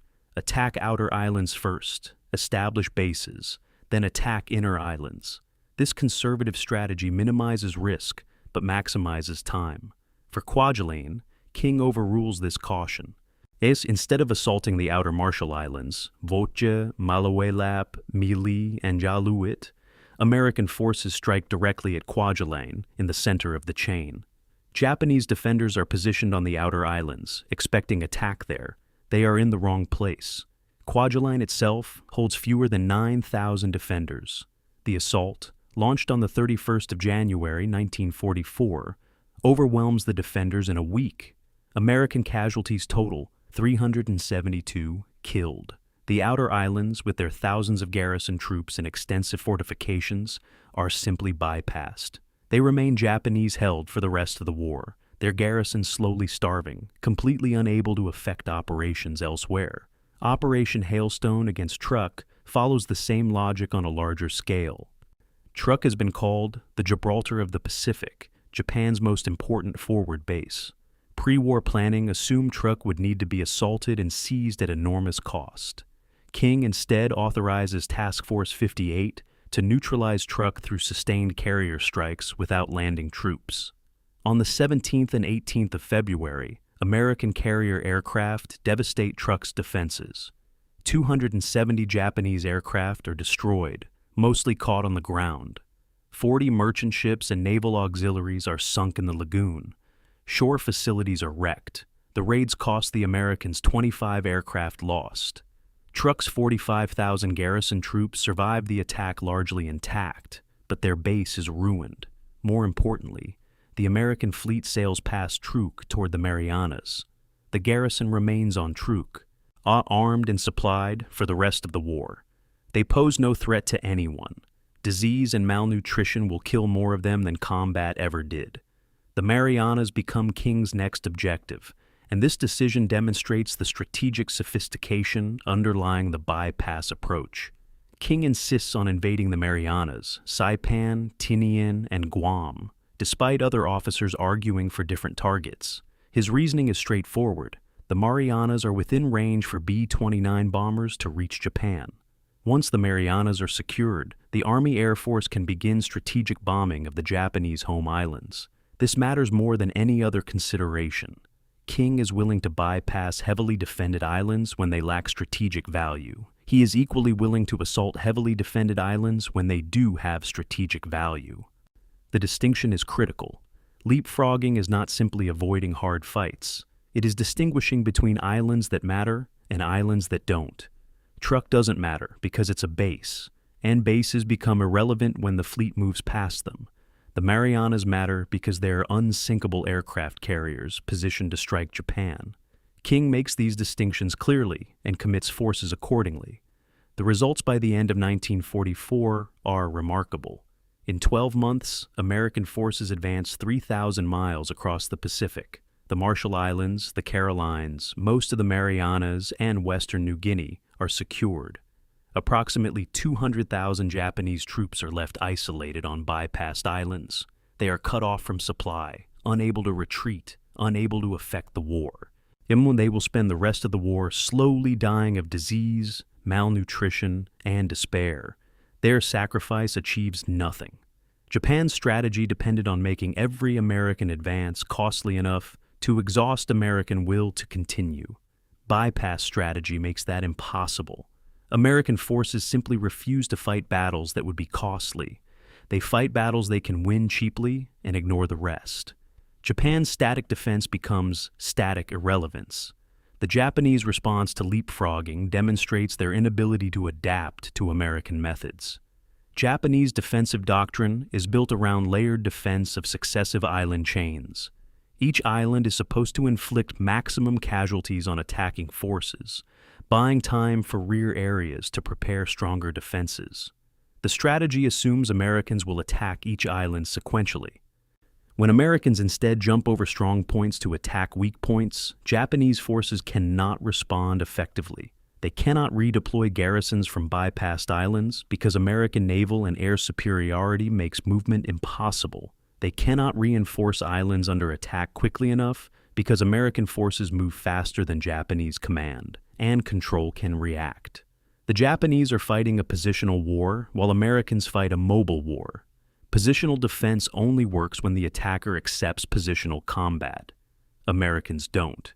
Commander Fife, studying the map at Pearl Harbor, recognizes he is witnessing a revolution in military strategy. Warfare has generally assumed that combatants must engage enemy strength to defeat it. Bypass strategy instead makes enemy strength irrelevant. A garrison of 45,000 troops is powerful if it can engage enemy forces. If those forces simply sail past, the garrison's power is meaningless. Fife thinks, this is not even fighting. This is making fighting unnecessary. Japan deployed hundreds of thousands of troops across the Pacific to defend their perimeter. American strategy renders most of those troops militarily irrelevant without fighting them. The genius is almost insulting. Japan is losing not because their forces are defeated, but because American forces refuse to fight them. Admiral King's adoption of MacArthur's leapfrogging concept represents one of his most important strategic decisions and also reveals significant personal growth. King initially opposed bypass strategy. He preferred direct confrontation, believing that avoiding battle was avoiding decision. MacArthur's early successes forced King to reconsider. Recognizing that someone else's approach was superior to his own required King to overcome substantial pride. He managed it because he cared more about winning than about being right. This capacity for intellectual flexibility, combined with his organizational effectiveness, makes King increasingly formidable as the war progresses. He learns from failure, he learns from rivals, he learns from experience. Many brilliant strategists fail because they cannot adapt when their initial assumptions prove wrong. King adapts, incorporating better methods even when those methods challenge his instincts. The strategic leap from island to island continues through 1944 and into 1945. Each operation builds on lessons from previous ones. Amphibious doctrine improves. Naval gunfire support becomes more effective. Carrier airstrikes are better coordinated. Logistics keep pace with advancing operations. The system works because King has built an organization capable of learning and adapting rapidly. After-action reports from each operation are analyzed. Successful techniques are disseminated throughout the fleet. Failed approaches are abandoned. The Navy of early 1945 fights very differently from the Navy of early 1943, despite being fundamentally the same force with the same equipment. The difference is organizational learning, and organizational learning requires command structures that encourage honest assessment and rapid adaptation. King's rigid demand for performance creates exactly this environment. Officers know that failure will be analyzed ruthlessly. This creates incentive for rigorous self-assessment and continuous improvement. By the time American forces approached the Philippines in late 1944, the bypass strategy has proven itself completely. Japan's defensive perimeter has collapsed without the protracted island-by-island campaign Japanese planners expected. American casualties are a fraction of what pre-war estimates projected. Strategic objectives are being achieved months or years ahead of schedule. The question now is not whether American forces can advance to Japan itself, but how quickly and at what final cost. Leapfrogging has answered the strategic question of how to cross the Pacific. What remains unanswered is what to do when the island hopping reaches islands that cannot be bypassed because they are Japan itself. The final operations of the war will be fought under different strategic calculus, but getting to those final operations required crossing 3,000 miles of ocean, defended by millions of Japanese troops. King's adoption and refinement of leapfrogging strategy accomplished that crossing with remarkable efficiency. Whether historians credit King or MacArthur for the strategy matters less than that it worked. The Pacific War was won as much by the battles Americans chose not to fight as by the battles they did fight. Chapter 11. The British Can Go to Hell. King's Finest Hour of Stubbornness, the 14th of September, 1944. Admiralty House, London. Admiral Andrew Cunningham, First Sea Lord of the Royal Navy, reads a message from Admiral Ernest King regarding British participation in Pacific operations. Cunningham has spent the morning reviewing plans for the British Pacific Fleet: 4 fleet carriers, 2 battleships, 5 cruisers, 15 destroyers, and supporting vessels. This represents a significant commitment of British naval power, much of it recently freed from European operations as Germany's navy collapses. Churchill is adamant that Britain must participate in the defeat of Japan. British prestige, British interests in Asia, and British credibility as a great power all demand presence at the final victory. Cunningham himself wants British ships to fight alongside American forces, demonstrating continued Allied unity and British capability. King's response to British offers of assistance is characteristically blunt and devastatingly clear. The British Pacific Fleet is not needed. Cunningham crumples the message. Yeah, he has commanded fleets in the Mediterranean, helped plan the invasion of North Africa, earned the respect of Americans and British alike. He is offering King substantial naval forces to help end the war, and King is refusing them. Cunningham understands King's technical objections. British ships use different fuel oil, different ammunition, different communication systems. Integration would be logistically complex, but Cunningham also understands the real objection. King doesn't want to share the Pacific victory with anyone, least of all the British. The British case for participation in Pacific operations is both strategic and political. Strategically, British forces can contribute meaningfully to final operations against Japan. The Royal Navy has gained extensive combat experience in the Mediterranean and Atlantic.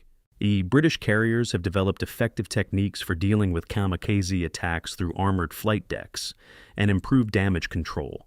British submarines have operated successfully in Asian waters. British amphibious forces have proven capable in multiple operations. More broadly, defeating Japan serves British interests directly. Japan threatens British colonies in Asia, particularly India, Malaya, Singapore, and Burma. British forces have been fighting Japan and Burma since 1942. to exclude British participation from Pacific naval operations, while British soldiers fight and die in Burma, seems inconsistent and insulting. Politically, British participation is essential to post-war considerations. Churchill understands that the war's outcome will determine the post-war order in Asia. If Britain is absent from Japan's defeat, British claims to resume control of Asian colonies will lack legitimacy. Asian nationalist movements are already challenging European colonial authority. If Japan is defeated entirely by American forces, Asian nations will look to America rather than Britain for leadership. British imperial power, already strained by 6 years of war, will face an impossible task of reasserting authority after being visibly excluded from Asia's liberation. Churchill is fighting not just to defeat Japan, but to preserve British global power. King's refusal to accept British forces threatens both objectives. King's opposition to British Pacific Fleet participation rests on arguments that are partly technical, partly strategic, and partly philosophical. The technical problems are real. Though British capital ships burn furnace fuel oil, a different grade from the diesel fuel oil American ships use. American fleet oilers carry diesel fuel. Supporting British ships requires separate supply chains, different oilers, additional logistics infrastructure. British ammunition is different calibers and types from American ammunition. British communication systems operate on different frequencies with different protocols. Integrating British forces into American task forces requires solving these compatibility problems, and King argues that doing so dilutes American operational efficiency. His memoranda on the subject detail specific logistics challenges that would result from accepting British forces. The analysis is accurate as far as it goes. Yes, the question is whether these technical problems justify refusing an ally's offer of assistance. The strategic argument is more complex. King believes that supporting British forces in the Pacific diverts resources from American operations. Every oiler sent to fuel British ships is one unavailable for American ships. Every spare part manufactured to British specifications is industrial capacity not producing American equipment. King calculates that the British Pacific Fleet, while nominally adding combat power, actually reduces net American capability by requiring disproportionate logistics support. He argues it would be more efficient to keep British forces in secondary theaters, while American forces conduct primary operations. The math supporting this argument is debatable. British ships would add combat power. Whether logistics costs exceed combat benefits depends on assumptions about operational requirements and available resources. King's assumptions consistently favor excluding British participation. The philosophical objection is the most honest and the most difficult for King to articulate publicly. He believes fundamentally that the Pacific is America's war to win, and that British participation serves British imperial interests rather than Allied strategic objectives. King has never trusted British strategic thinking. He has fought Churchill and the British chiefs of staff throughout the war over resource allocation, Mediterranean operations, and invasion timing. He believes British strategy is shaped primarily by desire to maintain imperial possessions rather than to defeat Axis powers efficiently. Accepting British forces into Pacific operations means accepting British influence over Pacific strategy. King is determined to prevent that. The Pacific War, from King's perspective, must be won by American forces under American command, following American strategic concepts. Only then will the post-war Pacific be firmly within American sphere of influence rather than returning to European colonial domination. President Roosevelt ultimately overrules King's objections. In November 1944, Roosevelt and Churchill agree that British forces will participate in Pacific operations. King must accept this decision, but he does not make acceptance easy. He insists that British forces operate under American strategic command, that they receive secondary assignments rather than primary operational roles, and that they solve their own logistics problems without expecting American support beyond minimal cooperation. The British accept these conditions. They have no choice. Participation on unfavorable terms is better than no participation at all. Admiral Sir Bruce Fraser assumes command of the British Pacific Fleet, with understanding that his forces will fight where Americans tell them to fight, and that logistics will be a constant struggle. The personal relationship between Cunningham and King deteriorates through this process. Cunningham, who generally maintains cordial relations with American commanders, finds King impossible. In private correspondence, Cunningham describes King as the most stubborn and difficult man I've ever worked with, and I've worked with Montgomery. The comment is particularly cutting because Field Marshal Bernard Montgomery is legendarily difficult. Yet Cunningham also acknowledges, grudgingly, that King's strategic judgment is often sound even when his personal style is insufferable. The two men meet in March 1945 for a private dinner at which Cunningham asks directly why King fought British participation so hard. King's response, according to Cunningham's later memoir, is characteristically blunt. "We started this war with a British-built empire controlling the Pacific. We'll end it with an American one. That requires that we do this ourselves." Cunningham respects the honesty, even as he deplores the sentiment. The British Pacific Fleet eventually participates in operations off Okinawa and in the final strikes against Japan in summer 1945. British carriers prove particularly valuable against kamikazes. Their armored flight decks withstand damage that would put American carriers out of action. HMS Formidable, HMS Victorious, HMS Indomitable, and HMS Indefatigable all take kamikaze hits and remain operational. American observers are impressed. The British demonstrate that they can operate effectively in the Pacific environment and contribute meaningfully to combat operations. Yet, King never fully accepts British presence. He acknowledges their performance in official reports, but continues to argue in private that British forces complicated operations more than they helped. Whether this assessment reflects honest analysis or King's inability to admit he might have been wrong remains unclear. The debate over British Pacific Fleet participation illuminates fundamental tensions within the Allied coalition. The United States and Britain were allies bound by common cause, common language, and substantial cultural affinity. They were also competing empires with divergent post-war interests. American leaders, particularly King and Roosevelt, wanted a post-war order where American power dominated. British leaders, particularly Churchill, wanted to preserve British imperial power and global influence. These objectives were not fully compatible. The strategic disagreements throughout the war, Mediterranean versus cross-channel invasion, Pacific versus Europe, then colonial restoration versus self-determination, all reflected this underlying competition. Both sides understood that the war's outcome would determine not just who defeated the Axis, but who dominated the post-war world. King's resistance to British participation was not simply Anglophobia, though he certainly harbored anti-British sentiments. It was strategic positioning for post-war outcomes. If American forces liberated the Pacific largely alone, American influence in the post-war Pacific would be unchallengeable. If British forces participated significantly, British claims to resume colonial control would be strengthened. King chose American dominance over Allied unity. Whether this choice was justified depends on one's view of American imperialism versus European colonialism.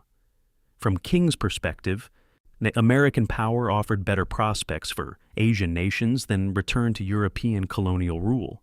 From Cunningham's perspective, King was an Anglophobe using spurious logistics arguments to exclude a loyal ally. Both men believed they were serving their nation's interests. Both were correct about what those interests were and how they conflicted. The final irony is that King's resistance to British participation may have been counterproductive to his own objectives. British presence in Pacific operations, limited though it was, gave Britain leverage in post-war settlements. Churchill used British military contributions to argue for British participation in occupation of Japan and for British influence over post-war arrangements. Had King accepted fuller British participation earlier, or integrating British forces completely into American command structures, he might have diluted British claims to independent strategic voice. By keeping British forces separate and minimizing their role, King actually maintained British distinctiveness and strengthened British arguments for separate consideration of British interests. Strategic generosity sometimes serves interests better than strategic stinginess. King, for all his brilliance, never fully understood this. He fought to exclude the British, and thereby ensured they remained a factor to be dealt with, rather than an element fully absorbed into American strategic framework. It was one of the few times in the war where King's instinct for confrontation produced results opposite to those he intended. Chapter 12. The Kamikazes and King's Terrible Calculus. The 11th of May, 1945, 10:02 in the morning. USS Bunker Hill, 60 miles off Okinawa. Dr. Ray Ball, the carrier's chief surgeon, is in the wardroom reviewing medical supplies when the first kamikaze hits the flight deck above him. The explosion throws him across the compartment. The ship shudders. Alarms sound. Ball scrambles topside through smoke-filled passageways. What he finds on the flight deck is hell.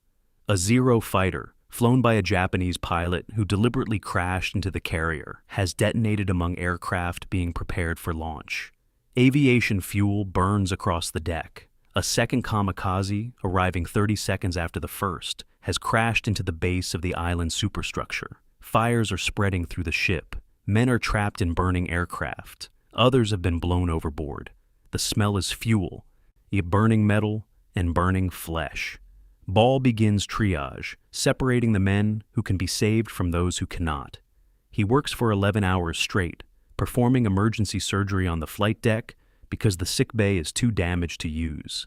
346 men die. 400 more are wounded. Bunker Hill survives but is out of action for the rest of the war. She is the 5th carrier hit by kamikazes in 2 weeks. Ball knows the statistics because all officers off Okinawa know the statistics. Since the 1st of April, kamikazes have sunk 26 ships, damaged 368 more, killed 4,900 sailors. The Navy is being bled white, and Admiral King, 6,000 miles away in Washington, continues ordering operations to proceed. Yes, the kamikaze phenomenon emerges as Japan's response to overwhelming American material superiority. By late 1944, Japanese naval and air forces can no longer effectively oppose American advances through conventional tactics. American fighters are superior. American pilots are better trained. American carriers outnumber Japanese carriers 10 to 1 or more. Japanese commanders recognize that conventional attacks achieve negligible results at unsustainable cost. The Tokotai, special attack units, known to Americans as kamikazes, represent a different calculus. If aircraft cannot survive combat anyway, having pilots deliberately crash into targets guarantees hits that conventional bombing cannot achieve. A single aircraft loaded with explosives and fuel crashed into a carrier's flight deck that can inflict damage requiring months of repair. From Japan's perspective, exchanging one pilot and one aircraft for one American capital ship is favorable mathematics. The strategy is born of desperation, but also of cold calculation about how to maximize impact of dwindling resources. The first organized kamikaze attacks occurred during the Philippines campaign in October 1944. On the 25th of October, kamikazes sink the escort carrier USS St. Lo, the first American carrier sunk by deliberate suicide attack. Initially, American commanders treat kamikazes as an aberration, a desperate measure that cannot be sustained. This assessment proves tragically wrong. Japan has thousands of aircraft and tens of thousands of pilots, many barely trained. They cannot survive in conventional combat against American forces. As kamikazes, they become weapons that American defenses struggle to counter. Radar gives warning. Combat air patrols shoot down many attackers. Anti-aircraft fire destroys more. But some get through. That is enough. Okinawa becomes the kamikaze's greatest test and America's worst trial. The island, 350 miles from Japan proper, is close enough that kamikazes can strike from home bases with fighter escort. Japanese commanders organized 10 major kamikaze attacks, called Kikusui, floating chrysanthemum operations, between April and June 1945. Each involves hundreds of aircraft. The attacks focus on destroyer picket lines positioned 50 to 100 miles north and west of the main fleet. These destroyers provide early warning of incoming raids and vector combat air patrols to intercept attackers. They also absorb attacks meant for more valuable carriers and battleships. Destroyer sailors call picket duty certain death. They are not entirely wrong. 13 destroyers are sunk by kamikazes off Okinawa. Dozens more are damaged. Casualties among destroyer crews are proportionally higher than in any other Pacific operation. Admiral King receives casualty reports daily. By May 1945, the numbers are staggering. 4,900 naval personnel killed, 4,824 wounded, 26 ships sunk, 368 damaged. These figures approach or exceed losses in major fleet battles. But there is no enemy fleet to be destroyed, no objective to be captured that ends the attacks. The killing simply continues day after day, week after week. As long as American ships remain off Okinawa, King faces pressure from multiple sources. Some officers argue for operational pause, for withdrawing ships beyond kamikaze range until attacks can be suppressed. Navy Secretary James Forrestal questions whether casualties are sustainable. Members of Congress, reading casualty lists, begin asking whether Okinawa is worth this cost. King's response is consistent and uncompromising. Operations continue. The alternative, he argues, is to concede Japanese control of Okinawan waters. If American ships withdraw, the island garrison cannot be supported. If the garrison is lost, the strategic position collapses. Stopping now makes the casualties already suffered meaningless. The only way to honor the dead is to complete the mission they died to accomplish. That King's reasoning is strategically sound and morally complex. He understands that kamikaze casualties, severe though they are lower than casualties projected for invasion of Japan itself. Operation Olympic, the planned assault on Kyushu, estimates American casualties in the range of 100,000 to 250,000. Operation Coronet, the subsequent assault on Honshu, projects similar or higher numbers. Losing 5,000 sailors to kamikazes while taking Okinawa is tragic. Losing 200,000 soldiers and Marines invading Japan would be catastrophic. King is trading visible casualties for invisible casualties prevented. Every island seized, every base established, every operation completed reduces the scope of the final invasion and thus reduces ultimate casualties. But King cannot explain this calculus publicly. Telling American families that their sons died to prevent other deaths that might or might not occur is politically impossible. He can only order operations to continue and accept responsibility for deaths that result. The human cost of this calculation is visible in every hospital ship, every medical facility, every letter to bereaved families. Dr. Ball, working on Bunker Hill, treats burns that cover 60% of men's bodies. He amputates limbs crushed by explosions. He holds dying men's hands and tells them they'll be fine when he knows they won't survive. Ball doesn't understand, working through that hell on Bunker Hill's deck, how Admiral King can read casualty reports and order operations to continue. Years later, after reading King's memoirs and post-war assessments, Ball will understand the calculation. Understanding doesn't mean accepting. Ball will never decide whether King's reasoning made him wise or monstrous. Perhaps both. The kamikaze's strategic impact falls short of Japanese hopes. They inflict painful casualties and force American commanders to modify tactics. Ships maintain greater dispersion. Combat air patrols increase in density. Radar picket destroyers are reinforced with additional anti-aircraft protection. Damage control procedures improve, reducing the percentage of damaged ships that sink. But the attacks do not stop American operations. Every objective is achieved on schedule despite kamikaze opposition. Okinawa is secured by the end of June. The kamikazes have killed nearly 5,000 American sailors and damaged or sunk 400 ships. They have not delayed American victory by a single day. From King's perspective, this proves his calculus correct. Casualties were severe but sustainable. Strategic objectives were achieved. The alternative, Abandoning operations because of casualties would have prolonged the war and ultimately cost more lives. From the perspective of the men enduring kamikaze attacks, King's strategic logic offers little comfort.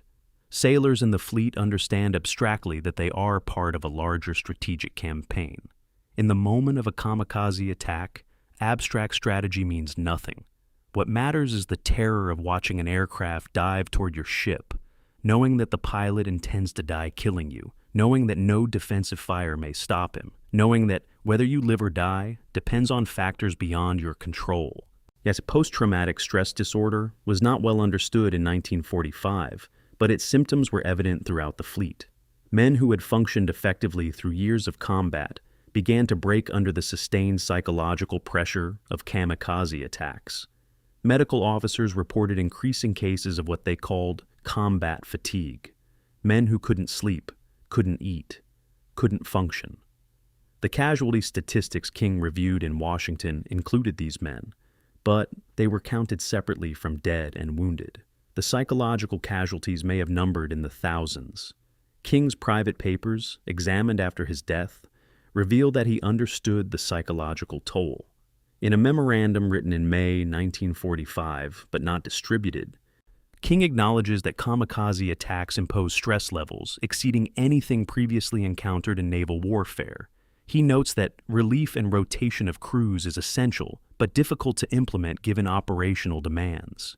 He recognizes that some units are approaching effective combat exhaustion, but he concludes that there is no alternative to continuing operations. The war must be prosecuted to conclusion. The cost of stopping exceeds the cost of continuing. This is King's characteristic approach: clear-eyed assessment of costs, determination that costs are acceptable, and refusal to be deterred by casualties. Whether this represents admirable resolution or moral callousness depends entirely on perspective. The final assessment of kamikaze operations, conducted by the Strategic Bombing Survey after the war, then concluded that kamikazes inflicted heavier casualties on the U.S. Navy than any other Japanese weapon system, but failed strategically. They did not stop or significantly delay American operations. They did not force operational changes beyond tactical adaptations. They did not break American will to continue prosecuting the war. From a purely military standpoint, kamikaze attacks were Japan's most effective tactic of the war's final year. From a strategic standpoint, they changed nothing. King's assessment, delivered in his characteristically cold prose, was that kamikazes represented an impressive tactical weapon that proved strategically irrelevant. Sailors who survived kamikaze attacks might phrase it differently, but King was not interested in phrasing. He was interested in whether casualties prevented mission accomplishment. They did not. Therefore, in his calculation, they were acceptable. This is the logic of total war, and it is pitiless. Chapter 13, The Philippine Debate, Strategy versus Sentiment, the 27th of July, 1944. Pacific Fleet Headquarters, Pearl Harbor. Colonel Roger Egeberg, medical officer and aide to General Douglas MacArthur, sits in the conference room watching his commander argue strategy with Admiral Ernest King. The topic is the Philippines. MacArthur insists on complete liberation of the islands. His reasoning is both strategic and personal. Strategically, he argues that the Philippines offer airfields, harbors, and bases superior to any alternative objective. Personally, he promised the Filipino people when he evacuated from Corregidor in 1942 that he would return. "That I shall return" has become MacArthur's signature phrase, repeated in radio broadcasts, printed on propaganda leaflets, and embedded in Filipino consciousness as American commitment to liberation. Breaking that promise, MacArthur argues, would destroy American credibility throughout Asia. Admiral King presents the alternative: bypass the Philippines, strike Formosa, cut Japan's oil supply from the Dutch East Indies, and win the war 6 months faster. King's strategic analysis is impeccable. His data is solid. His logic is clear. But MacArthur has something King cannot counter with logic: moral authority.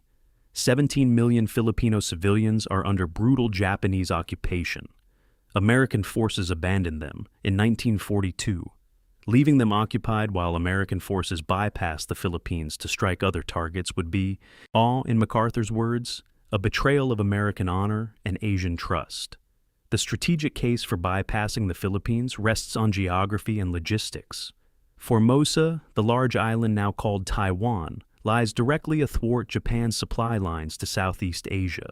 Seizing Formosa would cut Japan's access to oil from the Dutch East Indies, rubber from Indochina and Malaya, food from the Philippines, and raw materials from occupied territories. Without these resources, Japan's war economy would collapse within months. Formosa is also closer to Japan than the Philippines, reducing the distance for final operations against the home islands. King argues that liberating the Philippines, while emotionally satisfying, serves primarily Filipino interests rather than American strategic objectives. And every division sent to the Philippines is unavailable for operations against Formosa or Japan. Every ship supporting Philippine operations cannot support operations elsewhere. War is won by defeating the enemy's capacity to fight, not by liberating every occupied territory. Formosa defeats Japan. The Philippines merely restores an American dependency. MacArthur's counter-argument operates on different levels. Strategically, he disputes King's assessment of Formosa's feasibility. Intelligence estimates suggest Formosa is heavily defended with extensive fortifications. MacArthur argues that assaulting Formosa would be far costlier than King projects. The Philippines, by contrast, offer opportunities for landings at multiple points, allowing American forces to exploit Japanese defensive weaknesses. Filipino guerrilla forces, or active throughout the islands, can provide intelligence and support that would be unavailable on Formosa. Philippine harbors and airfields are already developed infrastructure that American forces can use immediately. Formosa would require building everything from scratch after assault. MacArthur's staff has prepared detailed studies supporting these arguments. King's staff has prepared equally detailed studies reaching opposite conclusions. Both sets of studies are selectively accurate, emphasizing data that supports predetermined conclusions. Beyond strategy, MacArthur's case rests on considerations King is temperamentally incapable of appreciating. MacArthur speaks of American honor, of promises made to allies, of moral obligations to peoples under occupation. These concepts are foreign to King's strictly utilitarian strategic thinking. King measures actions by whether they shorten the war and reduce total casualties. Moral considerations about who is liberated when do not enter his calculations. MacArthur operates in a framework where perception, prestige, and moral authority matter as much as material factors. Abandoning the Philippines, he argues, would tell every Asian nation that American promises are negotiable, that American commitment expires when commitment becomes inconvenient, that American power serves only American interests. The long-term cost of that perception would exceed any short-term strategic gains from bypassing the Philippines. The intelligence disputes reflect deeper disagreements. While King's staff estimates that invading Formosa would require approximately 300,000 troops, significant naval support, and 3 months of operations.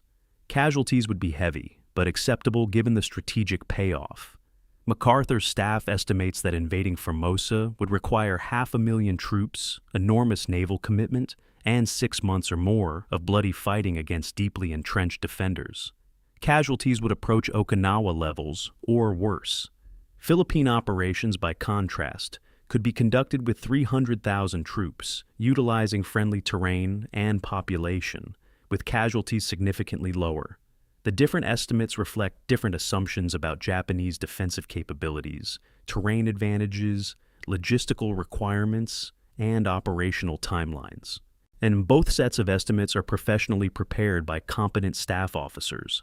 They reach opposite conclusions because they begin with different assumptions shaped by their commanders' preferences. President Franklin Roosevelt ultimately decides the issue. In September 1944, Roosevelt meets with MacArthur and Nimitz in Hawaii. King is not present, having remained in Washington. MacArthur makes his case directly to the president. The Philippines will be liberated. Roosevelt's decision reflects multiple considerations. Politically, abandoning the Philippines would be difficult to defend to Congress and the public. The islands were American territory. Americans had fought there in 1942. Leaving them occupied while attacking other targets would appear callous.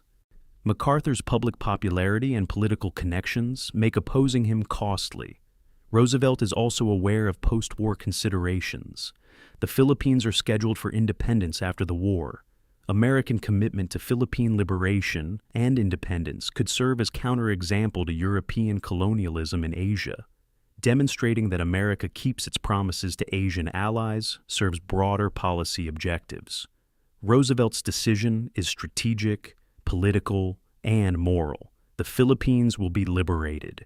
King receives news of Roosevelt's decision with characteristic lack of emotion.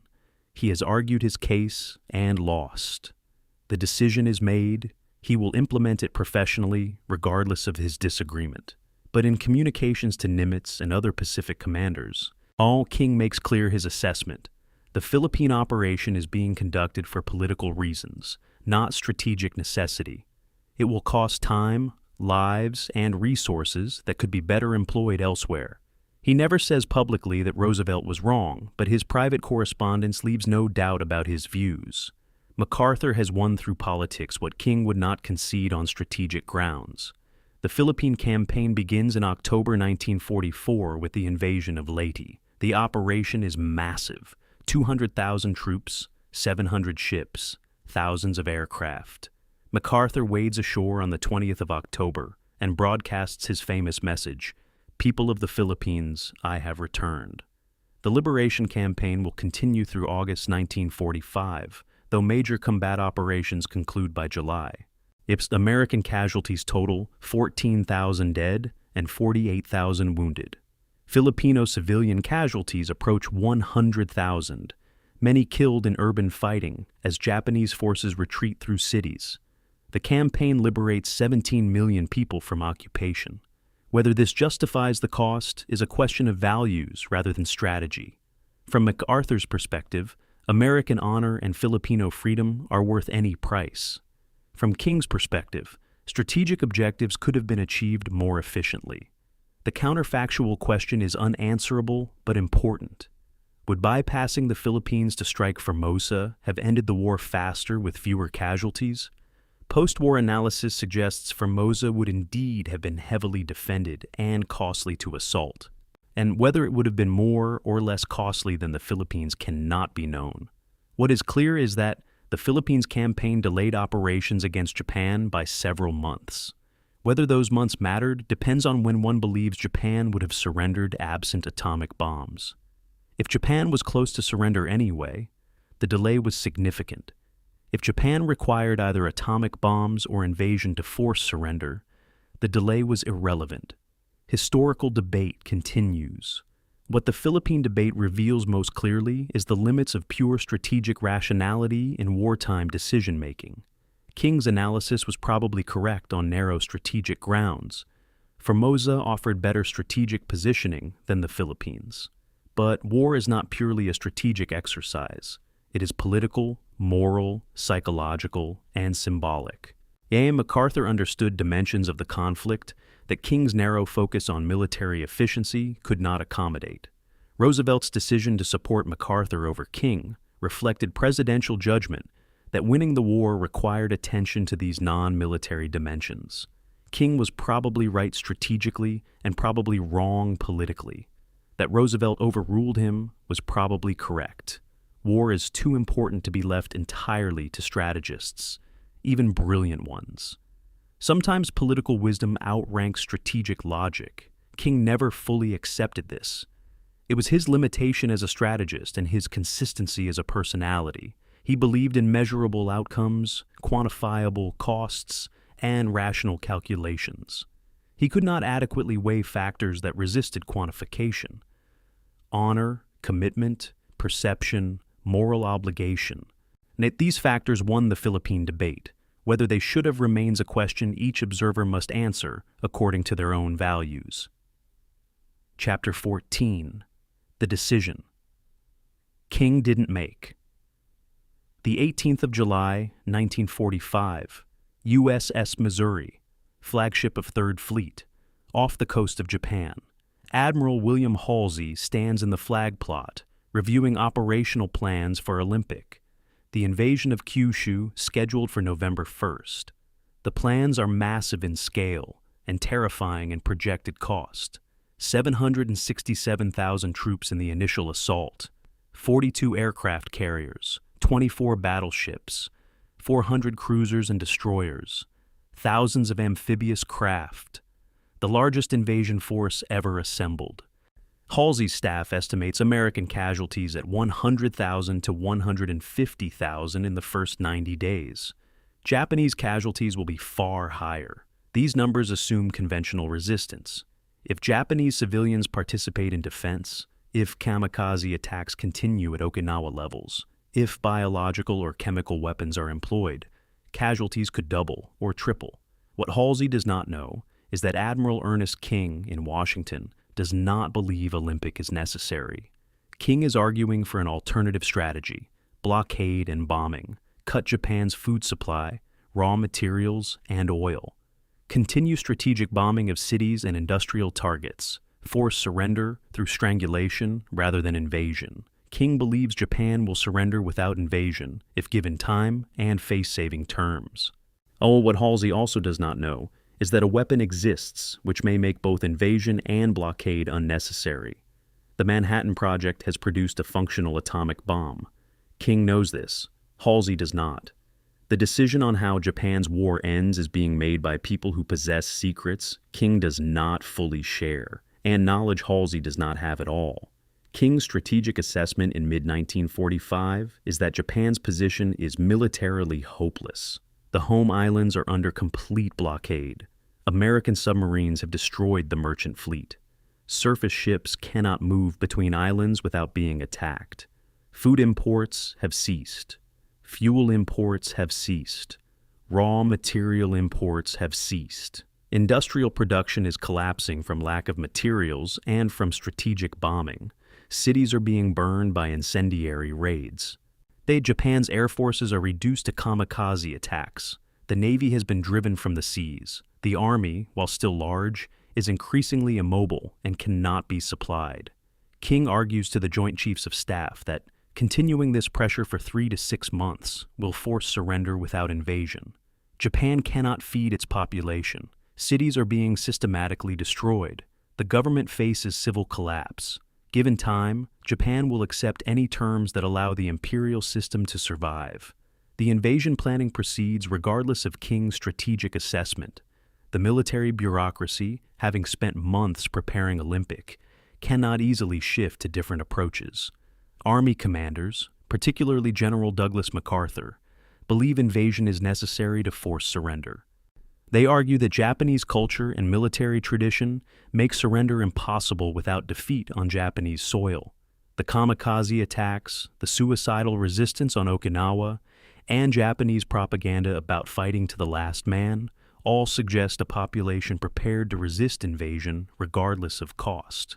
Casualty estimates vary wildly depending on assumptions about Japanese resistance. Optimistic projections, based on Okinawa casualty rates, suggest 50,000 American dead. Pessimistic projections, assuming total mobilization and civilian participation, suggest 500,000 or more. No one knows which estimate is accurate. Planning must account for worst-case scenarios. In July 1945, at the Potsdam Conference outside Berlin, President Harry Truman is informed of the successful Trinity test in New Mexico. The atomic bomb works. It will be ready for operational use in early August. Truman faces the decision that will define his presidency and the post-war world. Use the bomb and end the war immediately at the cost of Japanese civilian casualties that may number in the hundreds of thousands. Invade Japan and accept American casualties that may number in the hundreds of thousands, plus far higher Japanese casualties, including civilians. Continue blockade and bombing and wait for Japan to surrender, accepting continued casualties from ongoing operations and prolonging Japanese civilian suffering under blockade. King's position on the atomic bomb is complex and has been debated by historians. His public statements immediately after the war suggest he believed the bomb was unnecessary. And Japan was already defeated and would have surrendered without either atomic bombs or invasion. His private correspondence reveals more nuanced views. He believed blockade would eventually force surrender, but he acknowledged uncertainty about the timeline.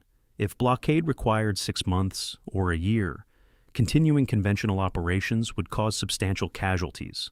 If the bomb could end the war immediately, it might be justified as preventing deaths on both sides. King's fundamental position seems to be that he preferred blockade strategy, but accepted that the bomb offered a quicker resolution if Truman decided speed mattered more than avoiding use of atomic weapons.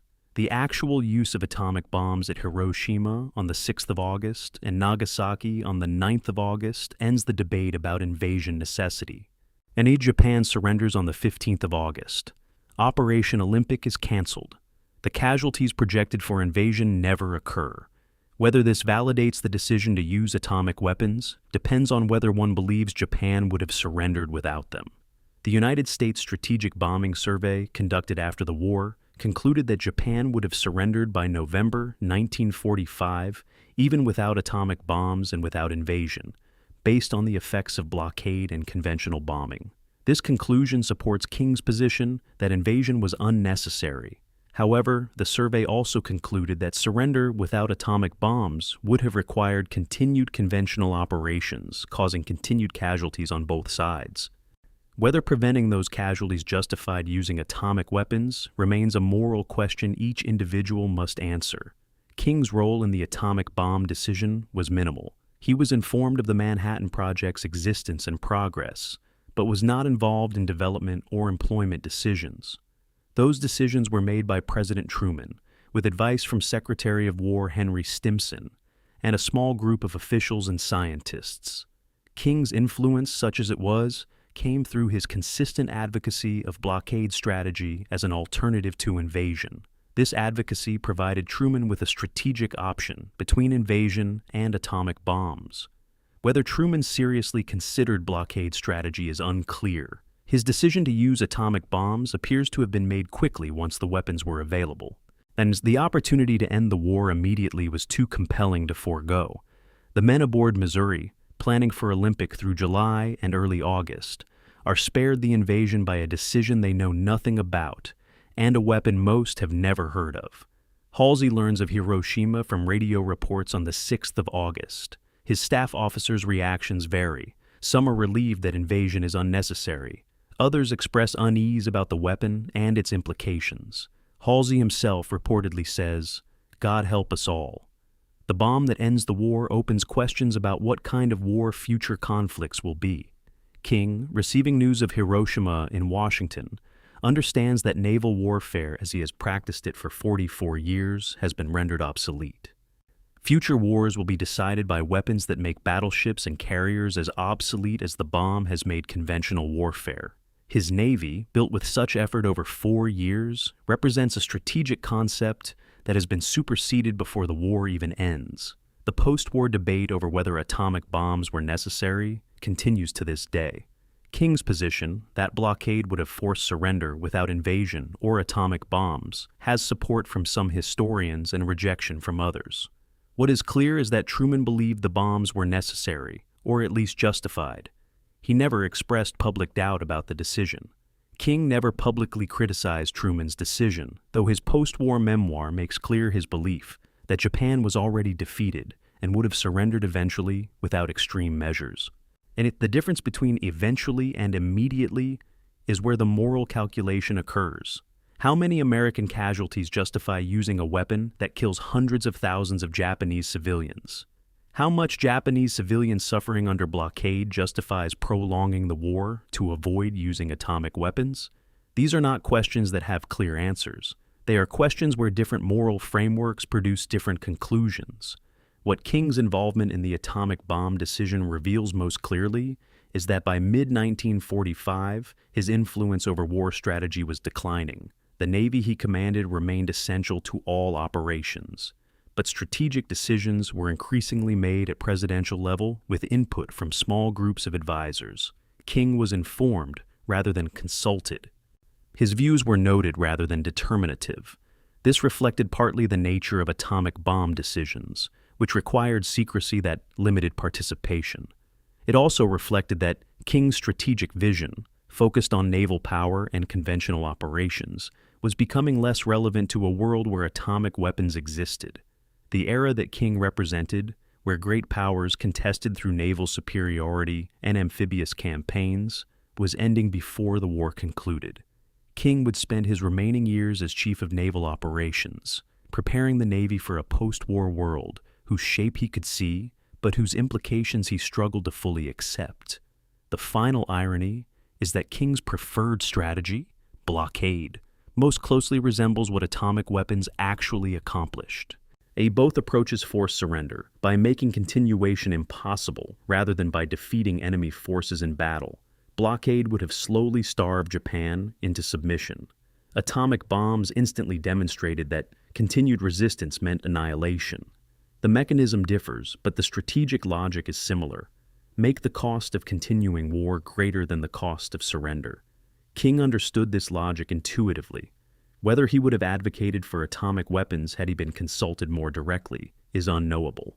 His strategic thinking emphasized ending wars quickly with minimum American casualties. Atomic bombs accomplished that objective, but King also had deep reservations about weapons and tactics that violated his understanding of warfare as contests between organized militaries rather than attacks on civilian populations. And strategic bombing of cities made him uncomfortable even when conducted conventionally. Atomic weapons represented that discomfort multiplied beyond measure. King probably would have supported using the bombs if convinced they saved American lives. He probably would have regretted that such support was necessary. These contradictions make King human rather than simply a strategic calculating machine. He operated within moral frameworks even when his operational decisions seemed to ignore moral considerations. Understanding those frameworks requires seeing him as a whole person rather than as a personification of ruthless strategic logic. Chapter 15. Victory in Tokyo Bay. The 2nd of September, 1945, 900 in the morning. Tokyo Bay. Ensign John Wolford stands with hundreds of other officers and enlisted men on the deck of USS Missouri, the newest battleship in the U.S. fleet. Around him in the bay, the greatest assembly of naval power in human history rides at anchor. Carriers, battleships, cruisers, destroyers beyond count. Enterprise is here, the most decorated ship of the war, survivor of every major Pacific campaign.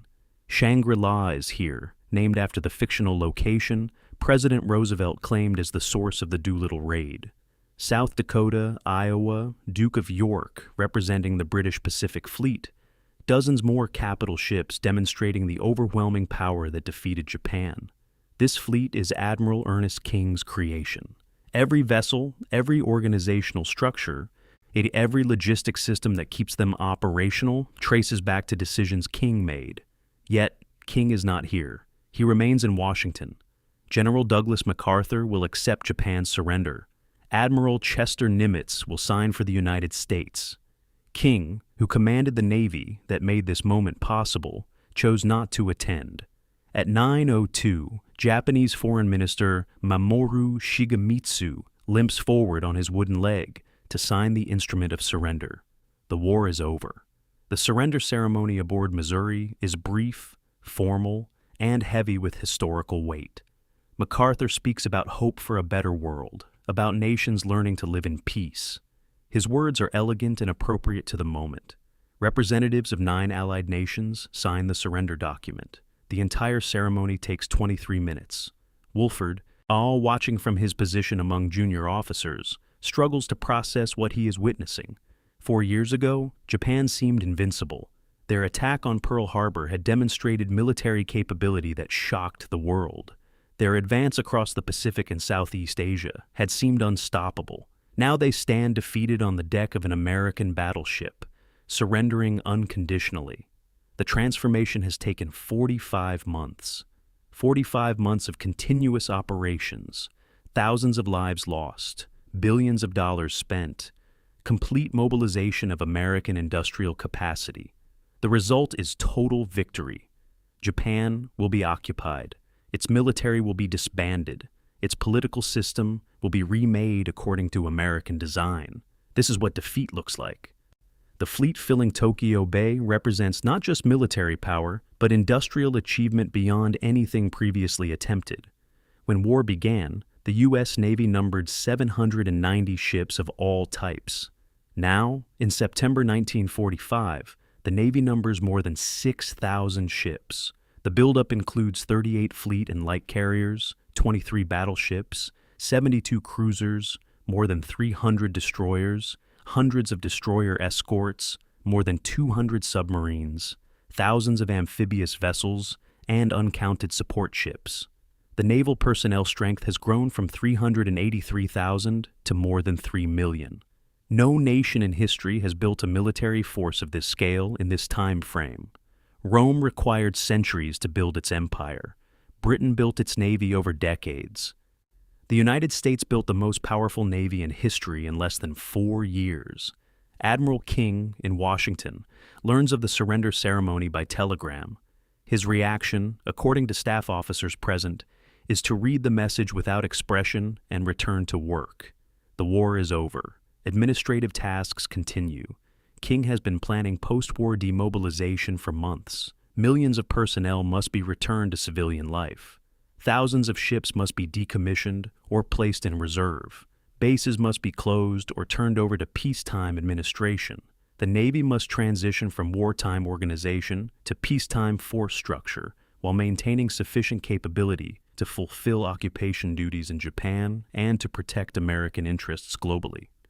This transition will be as complex as the wartime buildup and will occupy King for the remainder of his time as Chief of Naval Operations. The cost of victory is recorded in stark statistics.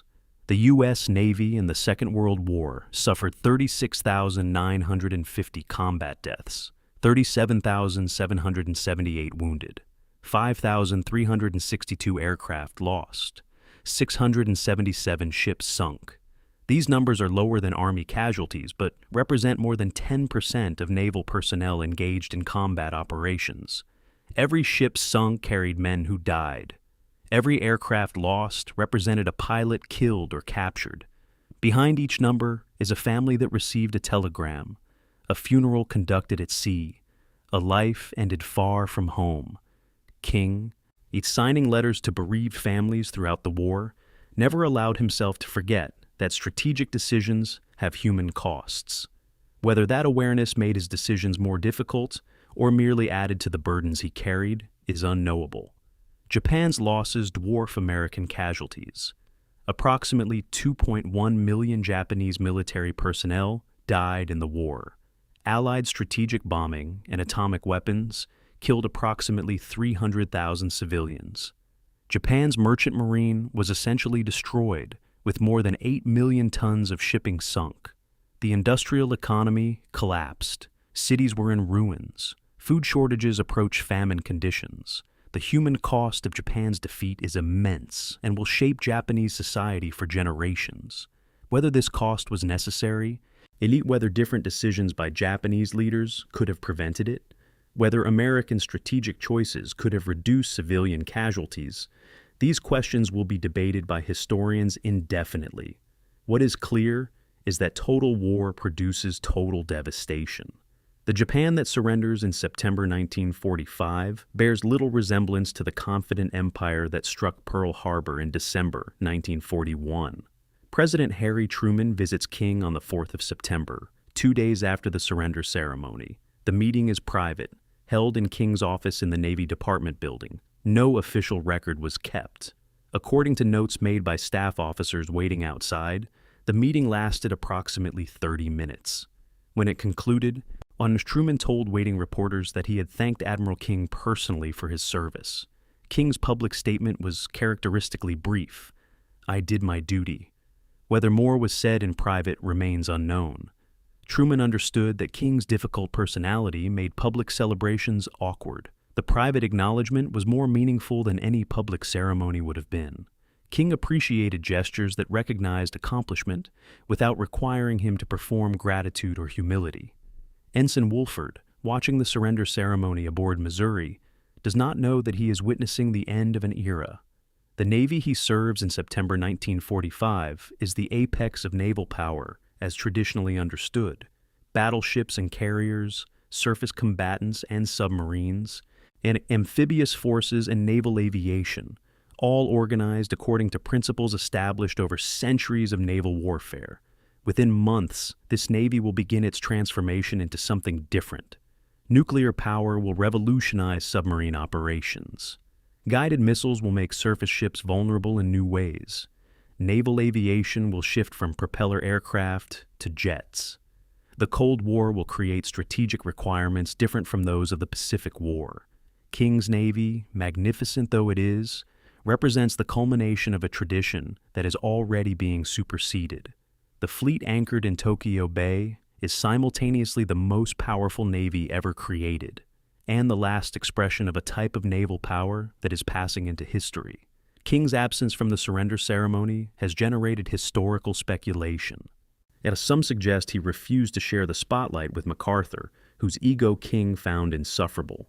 Others suggest King was simply exhausted, too worn down by 4 years of relentless work to face a transoceanic journey and public ceremonial.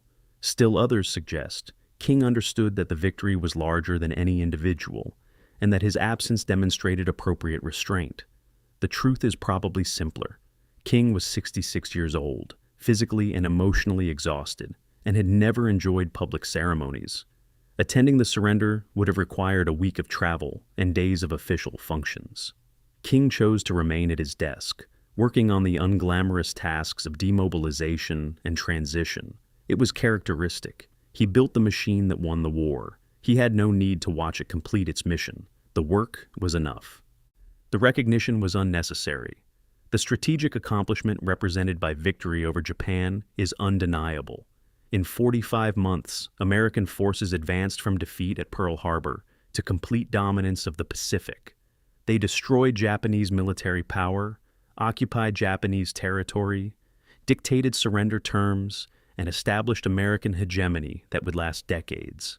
This required not just winning battles, but building a military machine capable of sustaining operations across 6,000 miles of ocean, maintaining supply lines of unprecedented length, and generating combat power faster than the enemy could destroy it.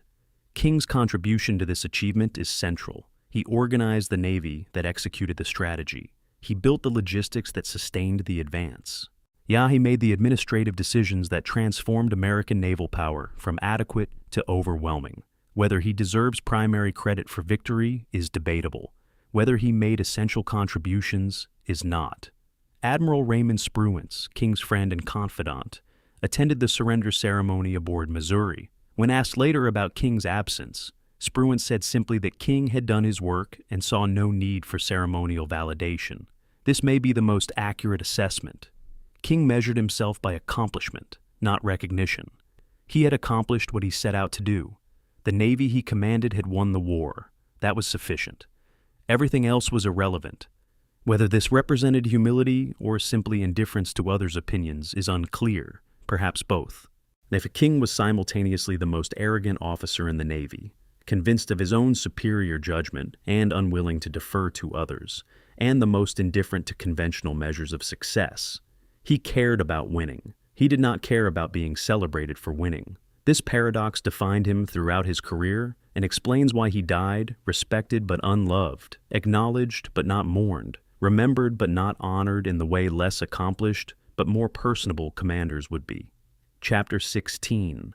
The Last Battle, Unification Fight. The 15th of October, 1947. A congressional hearing room, Capitol Hill. Stuart Symington, newly appointed Secretary of the Air Force, watches Fleet Admiral Ernest King testify against the National Security Act that established Symington's position. King, retired now for 2 years, but he nonetheless remains formidable. He argues that unifying the military services under a single Department of Defense will subordinate naval strategy to Army and Air Force priorities. He argues that maritime warfare requires specialized understanding that unified command structures will lack.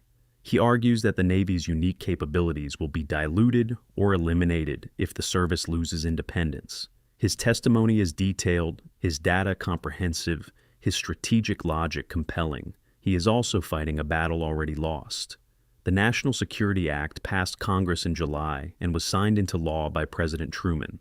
Symington's position exists because the Navy failed to prevent unification. King is testifying not to change the outcome, but to register his opposition. All to establish for the historical record that the Navy warned against this course. It is a strange position for a man who spent his career winning. He is appearing before Congress to explain why he lost, and why the loss will prove costly. Symington respects King's wartime achievements, but believes the Admiral represents the past, unable to adapt to a future that requires joint operations and unified military strategy. The debate over military unification long predates the Second World War, but becomes acute as the war ends and peacetime military structure must be determined. The Army has advocated unified command since at least 1944, arguing that modern warfare requires integrated operations across services. Separate Army, Navy, and Army Air Force commands create inefficiencies, jurisdictional disputes, and redundant capabilities. A single Department of Defense with unified command structure would eliminate these problems. The Army Air Force, seeking independence from the Army, strongly supports unification because it will emerge as a separate service equal to Army and Navy. The Air Force's strategic bombing doctrine claims that air power alone can win future wars, making large ground forces and navies obsolete. Unification under Air Force concepts threatens to reduce the Navy to coastal defense and transport roles. The Navy's opposition to unification rests on several interconnected arguments. First, naval warfare is fundamentally different from land warfare. Ships operate in an environment with no fixed terrain, no permanent bases, and constant logistical challenges unique to maritime operations. A unified command structures dominated by Army and Air Force officers will not understand these requirements and will make decisions that compromise naval effectiveness. Second, the Navy fears that unification is a cover for eliminating naval aviation. The Air Force claims that all aviation should be consolidated under one service. Applying this logic would transfer carrier aviation from the Navy to the Air Force, leaving the Navy without its primary striking power. The Navy argues that carrier aviation is integral to naval operations and cannot be separated without destroying the Navy's combat effectiveness. Third, the Navy suspects that unification serves Air Force imperialism rather than genuine efficiency. The Air Force's strategic bombing doctrine requires massive budgets and independent status. But unification provides both while subordinating the Navy to secondary roles. Admiral King leads Navy opposition to unification throughout 1946 and 1947. His arguments emphasize strategic concerns rather than bureaucratic turf protection, though both motivations are clearly present. King argues that maritime strategy requires an independent Navy capable of sustained operations far from land bases. This has been proven throughout the Pacific War. Unified command dominated by land power thinking will inevitably prioritize ground forces and tactical air support over naval operations. Future wars may require maritime campaigns that unified commanders trained in land warfare will not properly plan or execute. King also argues that the Air Force's strategic bombing doctrine has been oversold. And strategic bombing damaged Germany and Japan, but did not force surrender alone. Claims that air power alone can win wars are unproven and dangerous. Building future military structure on untested Air Force theories risks leaving the United States vulnerable when those theories prove inadequate. The National Security Act of 1947 represents a compromise that satisfies no one completely. It creates a Department of Defense with a civilian secretary overseeing all services. The Army, Navy, and newly independent Air Force become separate departments within defense but lose cabinet-level status. A unified Joint Chiefs of Staff structure coordinates strategy across services. The Navy retains control of carrier aviation but accepts unified command frameworks. This compromise preserves Navy independence while acknowledging the trend toward joint operations and unified planning. King testifies against the act even after passage, arguing that it represents the first step toward complete subordination of naval power to air power doctrine. He predicts that future budget battles will pit Air Force strategic bombing programs against naval shipbuilding, and that the Air Force will win because unified civilian leadership will prefer the cheaper option of air power over expensive naval forces.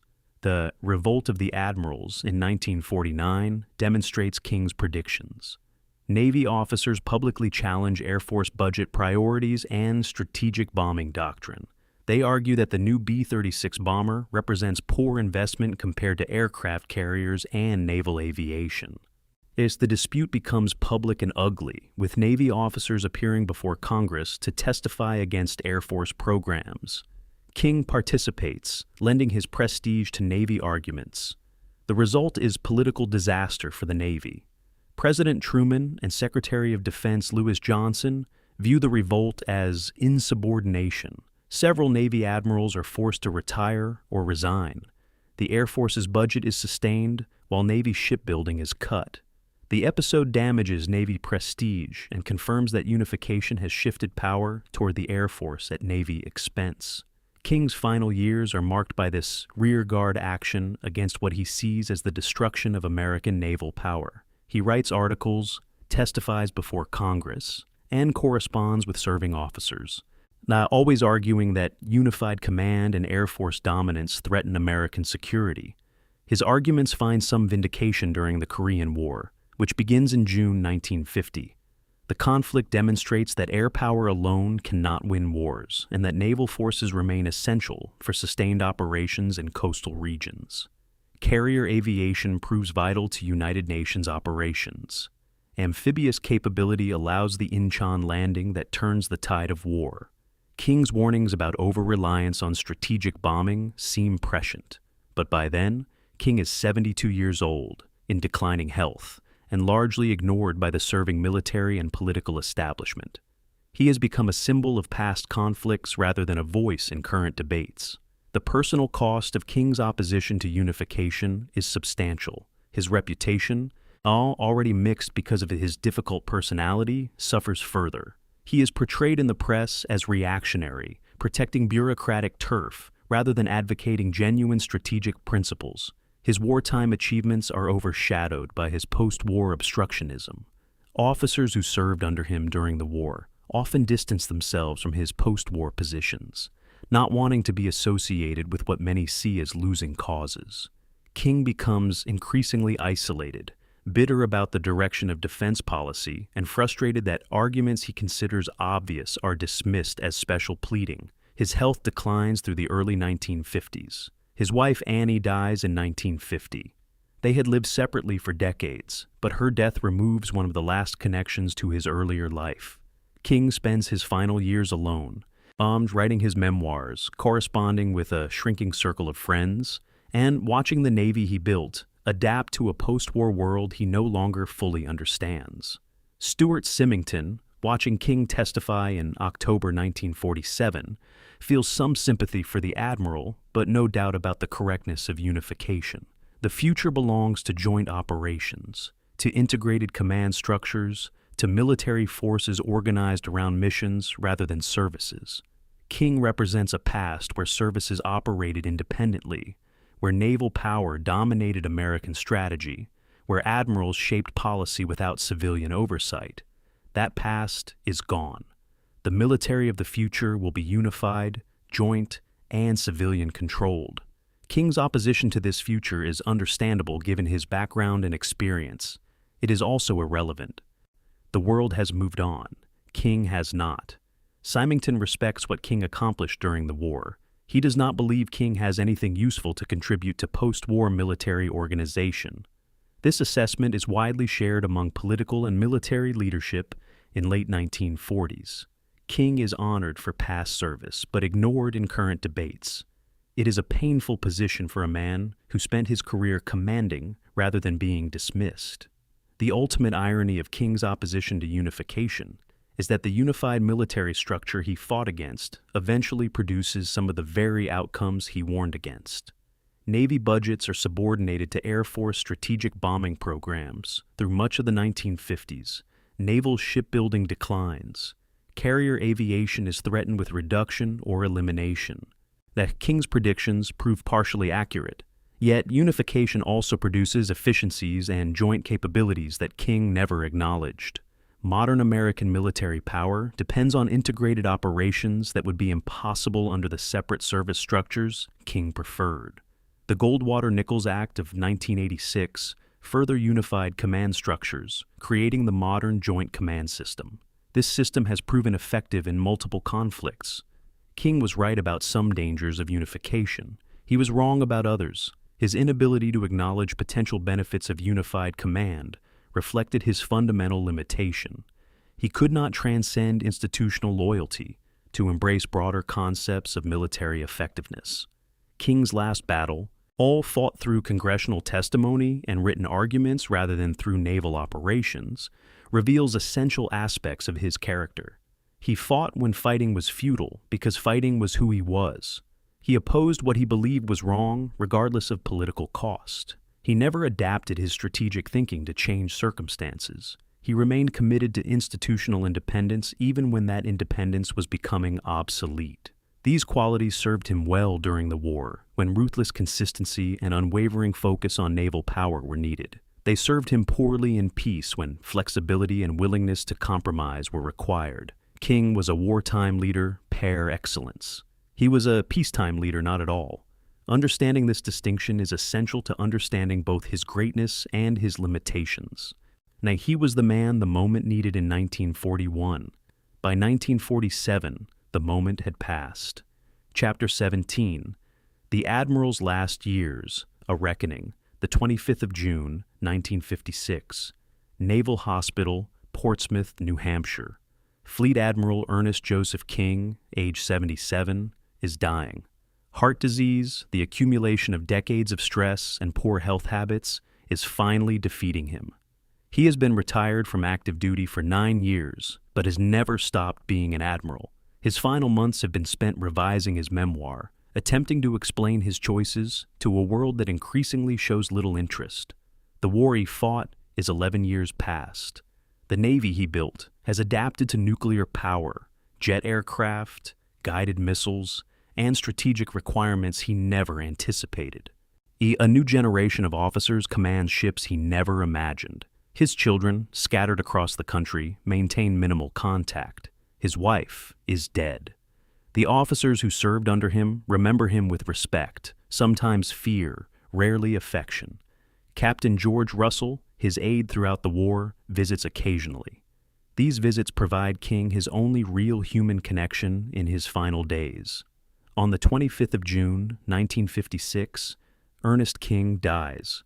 4 days later, he is buried at the Naval Academy Cemetery in Annapolis. The ceremony is small, formal, and brief, as he would have wanted. King's retirement in December 1945 was mandatory rather than chosen. Naval regulations required officers to retire at age 64. King had exceeded that age by 2 years, granted extension because of the war. In peace, AR regulations resumed.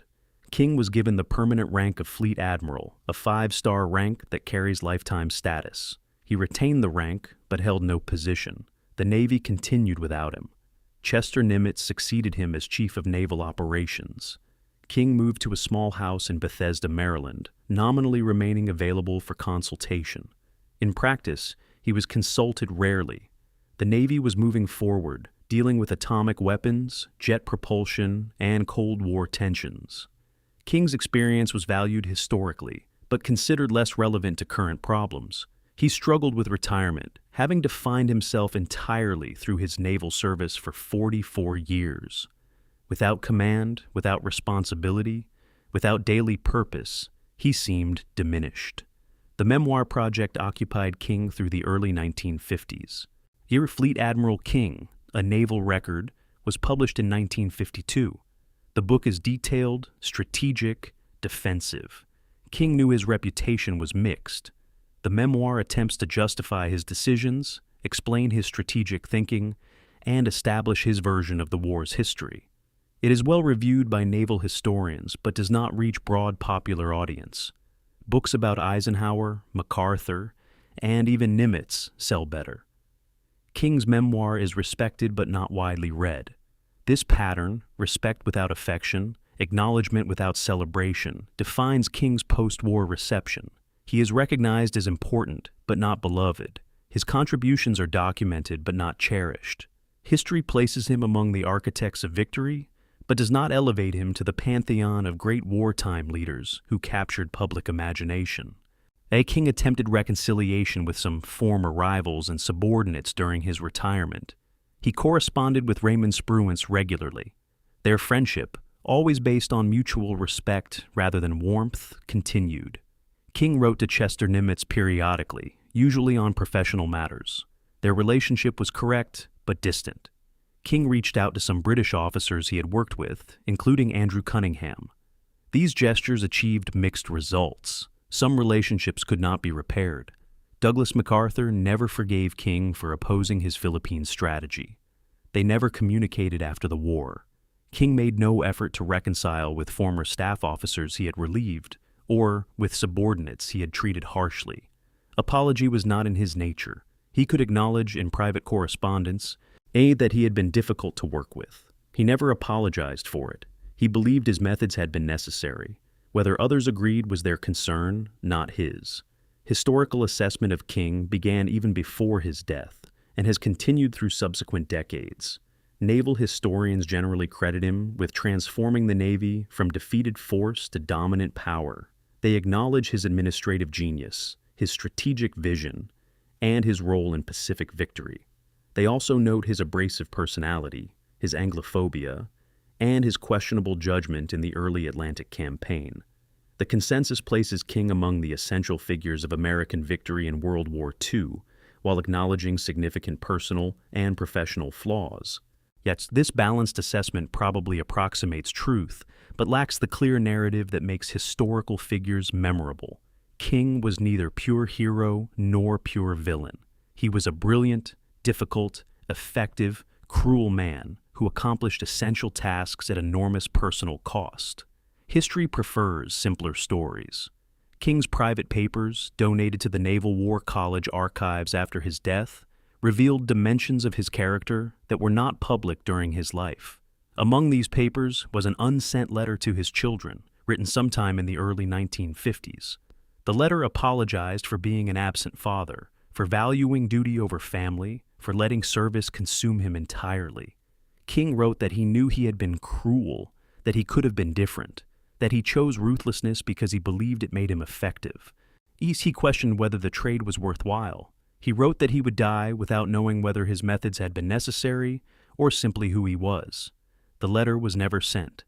King apparently could not decide whether the sentiments were true or whether writing them was simply self-indulgent. The existence of the letter, discovered decades later, complicated assessments of King as simply a heartless tyrant. He had doubts. He understood the cost of his choices. He died uncertain whether he had been right.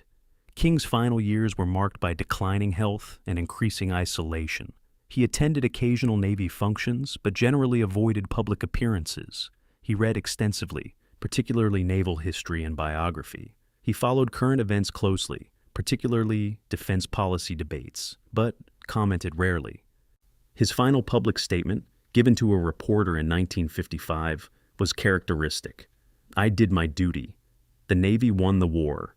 That's all that matters." When pressed about his reputation as the most hated man in the Navy, King responded, "Effective command is not a popularity contest. If officers liked me, I was probably not demanding enough." This unapologetic stance persisted through his final days. King never softened, never expressed public regret, never attempted to rehabilitate his image. He remained who he had always been, difficult, uncompromising, and certain that his methods had been correct, regardless of cost. Captain Russell, delivering the eulogy at King's funeral, remembered him as difficult and indispensable. Russell spoke of 18-hour days, impossible demands, ruthless standards. He also spoke of King's absolute commitment to winning, his refusal to accept excuses, his willingness to take responsibility for every decision. Russell noted that every officer present had served under King, and that none would claim to have enjoyed the experience, but all would acknowledge that they learned more and accomplished more under King than under any other commander. The Navy that defeated Japan was King's Navy. built to his specifications, commanded according to his principles. It was not a gentle or forgiving navy. It was an effective one. That was King's legacy. Effectiveness purchased through ruthlessness. Whether the trade was necessary, whether another man with different methods might have achieved similar results, and whether the human cost justified the military outcome, these questions Russell left for each listener to answer according to their own judgment. The Naval Academy Cemetery where King is buried contains the graves of several other admirals. His headstone is simple: name, rank, dates of service. No elaboration, no decoration. King specifically requested minimal ceremony and simple recognition. He did not want his grave to become a shrine. He did not want to be remembered as anything more or less than what he was, a naval officer who commanded in war. The modesty of his memorial contrasts with the complexity of his life. King built the most powerful navy in history. He shaped strategy that won the Pacific War. He transformed American naval power fundamentally. Yet his final resting place makes no grand claims, no assertions of historical importance. Perhaps this reflects King's own understanding that individual legacy matters less than institutional achievement, that the navy he built was more important than the man who built it, that effective service requires no elaborate memorial. The question that haunted King in his final years, whether his ruthlessness was necessary or simply who he was, remains unanswered. Different observers reach different conclusions based on their values and their assessment of alternative possibilities. Could a more humane commander have achieved similar results with lower human costs and failed careers and damaged relationships? Or was King's particular combination of brilliance and cruelty precisely what the moment required? History provides examples supporting both interpretations. What is certain is that King believed his methods were necessary, acted on that belief consistently, and died uncertain whether he had been correct. That uncertainty, more than certainty, may be his most human characteristic. He was not a monster without conscience. He was a man who chose to be cruel because he believed cruelty served necessary purposes, who lived with that choice, and who questioned its necessity without ever changing course. Admiral Ernest Joseph King died as he lived, alone, unbending, uncertain whether his sacrifices had been worthwhile. The Navy continued after his death, adapting to new technologies and strategic requirements. Officers who had served under him told stories about his demands, his anger, his impossible standards. Most stories were not affectionate. Yet those same officers acknowledged that the Navy King built had been capable of tasks that seemed impossible, that it had defeated enemies who appeared unbeatable, that it had crossed oceans and won a war that many thought unwinnable. If King had been easier to serve under, would those outcomes have been different? The question admits no certain answer. What is certain is that King made his choices, accepted their costs, and never apologized for what those choices required of himself or those who served under him. He was the most hated man in the Navy because he believed being hated was the price of being effective. Whether he was correct is a question each generation must answer for itself. Examining King's life and asking what they would have done differently and whether those differences would have changed the outcome. And whether the outcome justified the method. These are not comfortable questions. King's life does not provide comfortable answers. Perhaps that is fitting. War is not comfortable. Command is not comfortable. Making life and death decisions affecting thousands is not comfortable. King embraced the discomfort and built his life around it. History remembers him accordingly: respected, feared, effective, cruel, essential, and unloved.